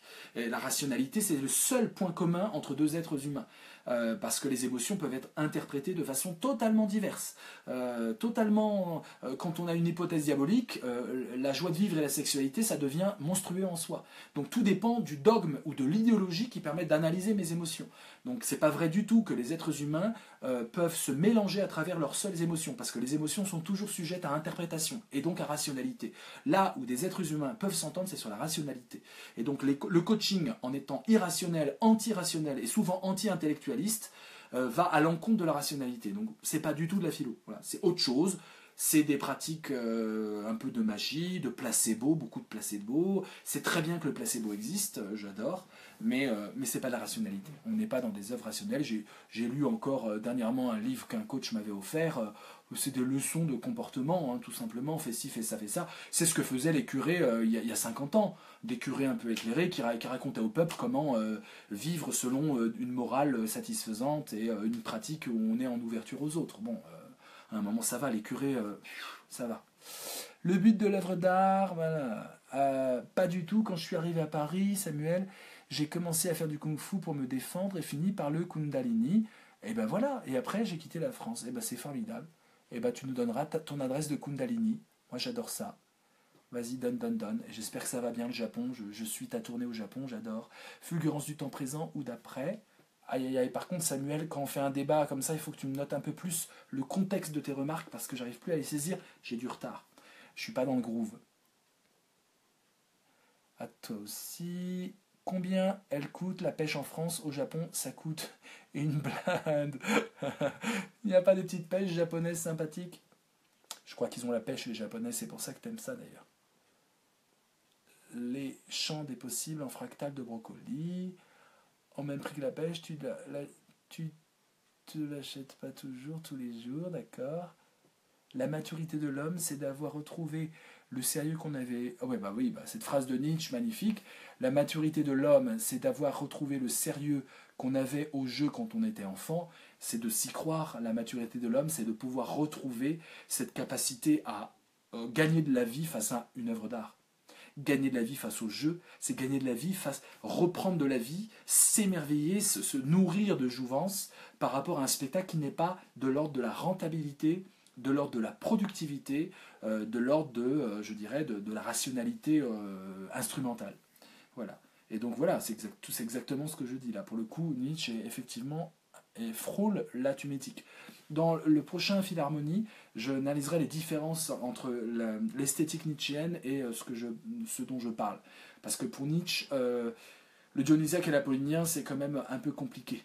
Je pense que, en fait, je vais vous le dire très simplement, pour moi, l'art suprême, l'art absolu, c'est la philosophie. C'est la philosophie comme un art. Et je pense vraiment que parce que le but de l'art tumétique, et ce sera notre prochain épisode de Philharmonie, Philharmonie 4, c'est de senser, c'est-à-dire de conférer du sens au monde. Dans un monde de plus en plus insensé et insensable, trop d'infos, trop de fake news, trop de post-vérités, trop de sollicitations de toutes parts, trop de propagande cachée, trop de coaching, on ne sait plus trop comment le sens vient. Et donc on est dans une impuissance à mettre en narration, en sens et en récit notre vie. C'est pour ça qu'on utilise les autres sur les réseaux pour qu'ils fassent le boulot à notre place. Mais ça ne marche pas, évidemment. Et donc l'œuvre d'art tumétique apporte une chose extraordinaire en étant xénos et xéros, en donnant non seulement la pêche, l'exhilaration, mais parce qu'elle nous donne de la jouvence, elle nous donne aussi la puissance de narration. Et la puissance de narration va vraiment bien avec le... Je peux mieux me dire moi-même, je peux mieux me raconter quand j'ai été confronté à de l'œuvre d'art tumétique. Ça me donne une énergie de me raconter et une énergie de mettre en sens mon univers. Et voilà pourquoi ça augmente ma puissance interprétative, si vous voulez. Pas simplement ma pêche, hein, mais aussi ma puissance philosophante. Et voilà pourquoi j'appelle ce cycle de conférences Philharmonie, parce qu'il y va de la philosophie et de l'harmonie par rapport au monde. Et donc, le summum de l'art, pour moi, c'est la philosophie. Quand j'écris de la philosophie, quand je fais un live, je fais une œuvre d'art avant de faire une œuvre de rationalité, une œuvre de compréhension, une œuvre intelligente au sens large du terme. Donc, si le but de l'art, c'est d'avoir un gain de jouvence par le public, hein, d'augmenter, d'atteindre l'immortalité quelque part, si l'artiste est un directeur alchimique, non pas un directeur artistique, mais un directeur alchimique, et s'il propose une expérience émotionnelle intense, évidemment, l'œuvre d'art, ce qu'il va créer, c'est un enzyme, c'est quelque chose d'organique, avec son propre écosystème, qui est actif au sens où il nous donne, il nous change, il nous métamorphose. C'est une puissance de métamorphose qui non seulement me donne de la jouvence, c'est-à-dire des capacités de me relever et de regagner des points de vie quand la vie m'en fait perdre, mais qui me donne aussi la possibilité de mettre en sens les choses. Et donc, toute œuvre d'art m'aide dans le storytelling de moi-même. Toute œuvre d'art m'aide dans le sensage que je fais du monde, la cohérence que je construis avec les briques éparses qui viennent à moi. Très très important. C'est ce que Nietzsche n'a pas compris. Pour lui, là, c'est plutôt on est dans le camp apollinien que dionysiaque, et il n'a pas... Alors pour moi, je dirais que Nietzsche est un artiste accompli en tant que philosophe, parce qu'il fout la pêche, première condition, il donne la pêche. Deuxième condition, il permet de construire du sens. Et tous les philosophes doivent faire ça, donner des briques pour construire le sens. Le public doit pouvoir mieux construire le sens de sa vie à travers un ouvrage philosophique. Non pas que l'ouvrage philosophique délivre un sens de la vie, ça on est plus dans le coaching que dans la philo, mais il donne les briques pour pouvoir le construire. La nuance est énorme. Et donc Nietzsche, en tant qu'artiste philosophe, est véritablement un artiste huméticien dans ce sens-là. Mais de ce qu'il dit de l'art, c'est-à-dire que là, sa théorie de l'art passe à côté de ces deux choses. De l'énergie, il parle d'ivresse, etc. avec le dionysiaque, pourquoi pas, mais en tout cas pas le sensage. L'œuvre d'art m'aide à senser le monde et me donne l'énergie de le faire. Non pas à penser le monde, hein, senser le monde. La philosophie aide à senser le monde. La science aide à penser le monde. Les sciences humaines, histoire, géographie, etc., m'aide à penser le monde. Mais senser le monde, c'est de devenir artiste de sa propre interprétation du monde. Et donc, l'œuvre d'art thumétique rend artiste le public qui va devoir aussi créer de l'œuvre d'art thumétique. C'est contagieux. L'œuvre d'art thumétique, c'est celle qui me dit « t'es artiste aussi, vas-y, fais comme moi », qui m'invite à créer du sens, vous voyez ? C'est ça qui est magique. C'est extraterrestre, Xeros, c'est extraterrestre, mais à moi de le rendre terrestre. J'utilise cette énergie qu'il me donne pour pouvoir m'impliquer encore plus dans le monde et transfigurer le monde. On touche quelque chose de très profond là. Je sais parce que vous faites like tout le temps. Hein, il n'y a pas de cœur, mais il y a quand même des pouces levés. Un jour, on arrivera au cœur, hein, avec des myriades de cœurs. Ça sera l'apothéose. Pour l'instant, vous êtes dans le petit pouce bleu. Vous êtes encore timide, mais ma puissance thumétique va venir transformer ces likes en petits cœurs roses. Bon. Voilà mes amis, voilà un art qui rend jeune et un art qui donne les arcanes pour pouvoir senser le monde. Une mine d'idées, voilà ce que c'est une œuvre d'art. Une œuvre d'art comme l'art de l'alchimiste, ça donne une mine d'idées sur les choses, un laboratoire de recherche. Il y a du xéroart et du xénoart, voilà. Il propose de nouvelles approches du monde. Et là, je vais prendre voilà, vos questions. Mise en abîme, pas du tout. D'accord, Elisabeth. Tu peux nous mettre des petites références, hein. Vous pouvez mettre des liens HTTP, comme ça on surfe direct, hein. C'est très bien. Check, national parle d'érotisme avec beaucoup de jouvence. Mais vas-y, Elisabeth, donne-nous le lien HTTP. Pourquoi tu ne nous donnes pas le lien, qu'on puisse tout de suite vérifier si ce que tu dis est vrai, hein. Comme ça, chacun lit et puis ça rentre dans le débat. Tu es un peu dur, bref, cela reste mon avis. Je ne reconnais pas dans cette définition, mais t'écouter dans l'instant redonne un joli rebond à ma profession. C'est super. Mais tu devrais arrêter le coaching et te mettre à la philosophie. Je veux dire, arrêtez de croire que la philosophie, elle ne se fait que dans les universités. Vous pouvez devenir philosophe. Je crois vraiment que tout mon engagement dans la philosophie, c'est de dire aux gens, non pas écoutez les maîtres de philosophie, mais devenez philosophe. Donc j'en ai ras-le-bol des coachs. Arrêtez d'être coach, devenez philosophe. Ça demande des exigences tout à fait spécifiques.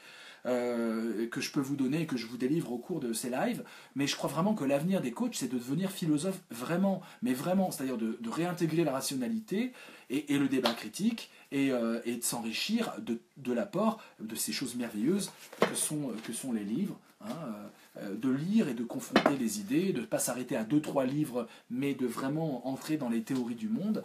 Voilà, donc mon combat est de dire, ne vous arrêtez pas à la moitié du chemin en devenant des coachs. soyez des philosophes. Et Elisabeth, tu es coach digital. Pourquoi tu ne serais pas philosophe digital? Tu dois produire aussi un discours philosophique sur le digital. Pas simplement dire il y a des outils et je vous apprends à manœuvrer avec ça, vous les femmes entrepreneuses, mais au contraire de dire je suis philosophe de ça, c'est-à-dire que tu apportes une vision du monde qui est la tienne. Et ça demande des exigences tout à fait spécifiques qui peuvent se forger dans ce magnifique atelier alchimique qu'est Dream Tanks, où vous pouvez, sur Dream Tanks, les Agora vidéos citoyennes, vous entraîner à devenir philosophe. C'est ça le but de Dream Tanks. C'est un atelier alchimique pour devenir thuméticien dans l'âme. Voilà. Donc voilà mon message aux coachs pour me réconcilier avec eux, parce que moi je les adore, hein. Humainement ils sont super sympas. Hein. Et donc pour me réconcilier avec eux, je dis, ne vous arrêtez pas au milieu du chemin, devenez philosophe. Voilà, devenez philosophe, faites des livres de philosophie, et apprenez la philosophie, lisez de la philo, produisez du texte philosophique, soyez philosophe. Vous allez voir que le coaching, après c'est même plus du coaching. Et un philosophe, excusez-moi, mais il y a des gens qui viennent me voir chez moi, qui payent pour cela, juste pour que je puisse porter mon regard philosophique sur eux. Ça existe, voilà. J'ai mon ami Michel qui a fait ça dernièrement. On a passé 2 heures ensemble, en tête à tête. Il m'a exposé des pans de sa vie et je donne mon point de vue nourri de cette vision que je vous délivre aussi, qui est une vision en perpétuel remaniement. Enfin, il n'y a rien d'arrêté, il n'y a pas de dogme. Donc avis au coach. Essayez de pousser la barre un peu plus loin, faites des Dream Tanks, parce qu'il y a peu de coachs là qui font des Dream Tanks, c'est bien dommage, faites des Dream Tanks, Bolga je t'attends sur Dream Tanks, essayez de voir comment on articule un discours rationnel, c'est-à-dire où tout le monde peut se retrouver, et où c'est pas dans la veine de la superstition, de l'empowerment, sortez du jargon comme ça, motivationnel, ça fera du bien à tout le monde, arrêtez de vouloir motiver tout le monde, j'en ai marre de la motivation, j'en ai marre, non, devenez ambitieux vraiment, et travaillez sur l'ambition réellement, pas la motivation. La motivation, c'est super cheap. Hein. Le fitness discount fluo de la philo, pas mal, Sunka. T'es très inspiré, bravo. Fuck, ça fait chier que je sois à 10 000 km de toi. J'aimerais me refaire une belle soirée ensemble, qu'on s'embrasse. Mais Samuel, tu m'as boycotté, Samuel, je te rappelle. Moi, j'étais en lien, je m'efforçais à mettre des petits messages comme ça de temps en temps, et tu m'as boycotté. Donc c'est bien, là, tu comprends que tu loupes, tu passes à côté d'un truc, là. Eh bien, suis mes lives en attendant de venir, et puis j'irai te faire un petit coucou au Japon, puisque je suis dans une musique maintenant. Pour ceux qui nous ont rejoints en cours de route, écoutez la petite musique d'ouverture des 5 premières minutes, c'est ma dernière composition, Diode, et vous verrez un peu, voilà. J'aimerais me refaire une belle soirée, bah oui, on en aura plein des belles soirées. Mes amis, vous en aurez plein, et on en fera plein. C'est m'habiller tous les jours un vrai acte de résistance. Léliane, il faut peindre ou jouer d'un instrument ou chanter, oui. On est alors au cœur de l'art et non dans la face de l'œuvre. Il n'y a pas d'âge pour commencer, évidemment. L'amusement, la créativité, tout ça, évidemment. Un artiste doit-il être philosophe? Un artiste thuméticien l'est obligatoirement. Obligatoirement. Puisque, d'abord, il réfléchit sur sa pratique en termes de comment le public va prendre ce que je lui propose. Donc déjà, il y a un regard réflexif. Ce que l'artiste contemporain n'a pas besoin d'avoir. L'artiste contemporain, il fait sa bidouille, il fait sa fleur, et ensuite il demande au théoricien, allez-y, pensez ce que j'ai fait, je comprends pas trop ce que j'ai fait. L'artiste thuméticien, il n'a pas besoin de philosophe, normalement. Il dit, le public... L'artiste thuméticien, par excellence, c'est le musicien de film. C'est-à-dire qu'il y a vraiment un public, et il doit adapter avec les injonctions du réalisateur, et il doit adapter pour servir l'œuvre, pour impacter le public. Ou c'est le mec qui fait une série, le scénariste de série. Alors l'artiste thuméticien, c'est le scénariste. De toute façon, il est scénariste de son œuvre. Il imagine comment le public va recevoir, quelles émotions il va avoir, et comment il va avoir cet empowerment vital qu'est la jouvence, l'augmentation de la jouvence en soi, de cette puissance de renaître. Donc oui, la réponse est oui. Mais tout le monde a intérêt aujourd'hui à devenir philosophe. Tout le monde, à réfléchir sur soi, sur ses pratiques en permanence, à faire du point d'interrogation son meilleur ami, à inventer des concepts qui permettent de régler les choses, ou à utiliser des concepts qui ont été forgés par d'autres, mais qui sont opérationnels. Donc c'est garnir sa bibliothèque de concepts opérationnels. Être un philosophe, c'est avoir un garage à idées super rempli, super bordélique, mais on peut toujours se retrouver. C'est ça la philosophie. C'est ça, c'est être dans un atelier. Chez moi, c'est un atelier. Et dans ma tête, je ne vous raconte même pas. Et dans cet atelier, en fonction des besoins, on sait quelle paire de lunettes construire. C'est pour ça que c'est artistique. On crée la machine à senser des gens. voyez, et on crée la paire de lunettes, mais c'est pas une paire de lunettes qu'on donne. Le coach, il a une ou deux paires de lunettes et il le donne à ses clients. Voilà. Le philosophe, il a l'art de construire les lunettes, un peu comme Spinoza. Il construit des paires de lunettes sur mesure, si besoin, en fonction des besoins de l'époque. Et donc c'est un opticien qui construit les lunettes, c'est pas un marchand de lunettes. La différence entre l'opticien qui construit les lunettes et le marchand de lunettes. Voilà. Un artiste vit le monde, il est scientifique et sensible, il vit sa vie comme une expérience qui regarde... Oui, mais là tu es encore dans la logique contemporaine, Samuel. Tu es encore dans la logique... c'est du point de vue de l'artiste qu'on juge l'œuvre d'art. Alors que dans l'art tumétique, c'est du point de vue du public. Donc ce qu'il faudrait, c'est tenir un journal de bord artistique de la réception du public.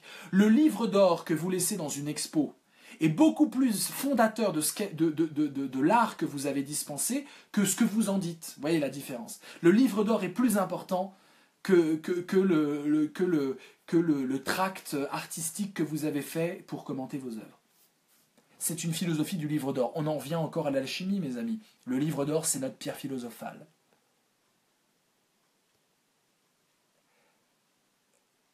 Oui, vous pouvez être des artistes, évidemment.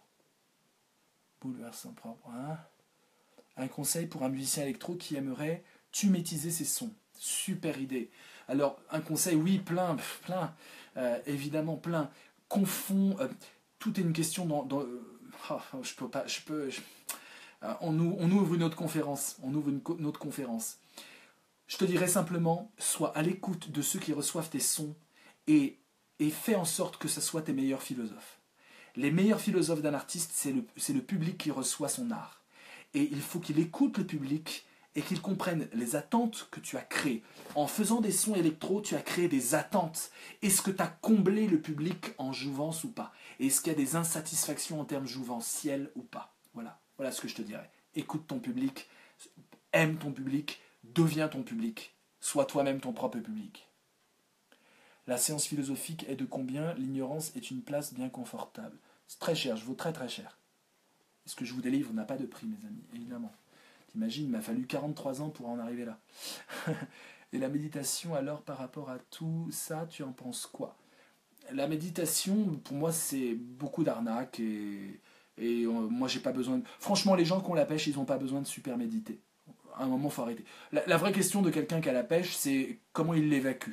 Je ne pense pas qu'on évacue sa pêche dans la méditation. Je pense que la méditation, telle qu'elle est vendue en Occident, en tout cas, bien sûr, quand elle n'est pas adossée à une pratique réellement spirituelle, c'est une sorte de fitness de la respiration pour des personnes anémiées en quête d'ambition qu'elles n'auront jamais. Voilà.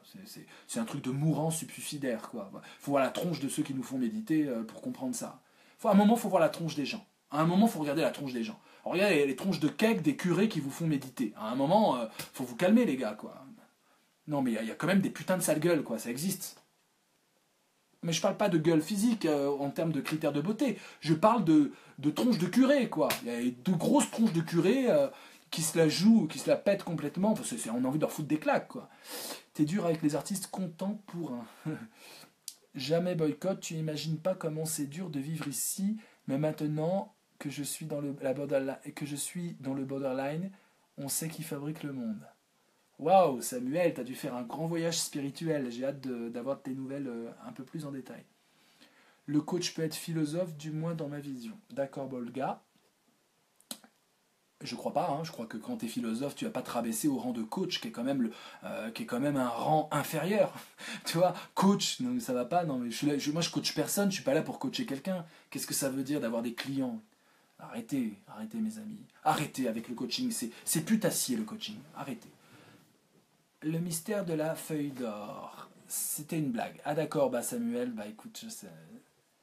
As-tu déjà rencontré des personnes dans un état d'exhilaration permanente? Oui. Mon père est dans un état d'exhilaration permanente. Bon, alors je dis pas que c'est un monstre de vertu, mais oui, oui, ma mère aussi, voilà, j'ai deux parents qui sont à l'exhilaration, oui, et oui, et puis il y en a plein, plein. Et d'ailleurs les grandes figures qu'on aime, qui sont plus toutes jeunes, de l'abbé Pierre à sœur Emmanuel pour prendre des figures un peu de curés, pour montrer qu'il n'y a pas que des curés avec des tronches de cake, mais aussi des curés super sympas et qui nous foutent la pêche quand même. Je ne suis pas du tout anticlérical en ce sens-là. Ils sont dans l'exhilaration en permanence, même dans la révolte. Donc oui, tu serais bon comique aussi. Eh ben, c'est super, je crois en l'art de l'humour. Voilà mes amis, je crois qu'il n'y a plus de questions. J'ai donc rempli mon contrat. C'était une conf inédite comme d'habitude. Et c'était une conf merveilleuse grâce à vous. Donc je vous remercie pour ce moment d'échange. Voilà, donc l'œuvre d'art rend la pêche et nous permet de senser le monde. Voilà l'immense pas que nous avons fait. Scientifique sensible, d'accord Samuel.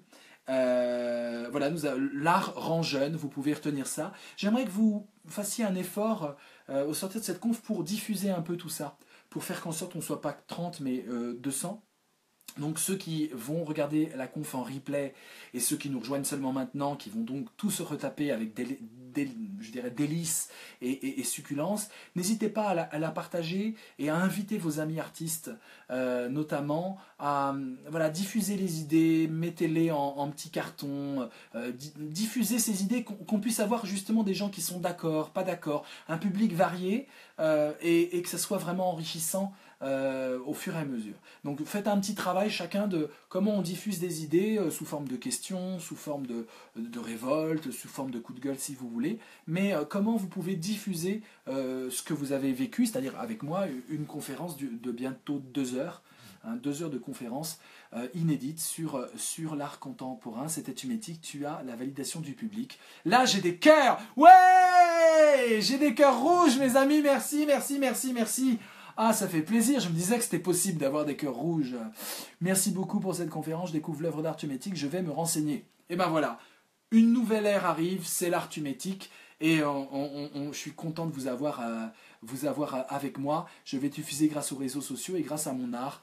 Elodie, merci, que ça puisse tous vous inspirer. Venez me voir avec vos œuvres d'art tumétique, et tout le monde peut s'y mettre. Et je vous renvoie aussi au groupe sur un laboratoire sur l'art qui s'appelle le groupe L'Avenir de l'Art. L'Avenir de l'Art, c'est sur Facebook. Vous pouvez demander d'être membre et on réfléchit tous sur l'art et on partage beaucoup sur l'art sur ce groupe extrêmement intéressant. Vous me donnez la pêche et puis je vous donne la pêche. C'est pour ça que c'est une expérience nos vidéos live et voilà, et pour rien au monde je pourrais m'en passer maintenant que j'ai pris goût à ça. Je vous dis à très bientôt et gardez la pêche et sensez bien et puis surtout créez mes amis. Créez, soyez les alchimistes pour vos amis, soyez des alchimistes en quête de pierres philosophales, transmettez la jouvence qui vous habite. À bientôt mes amis.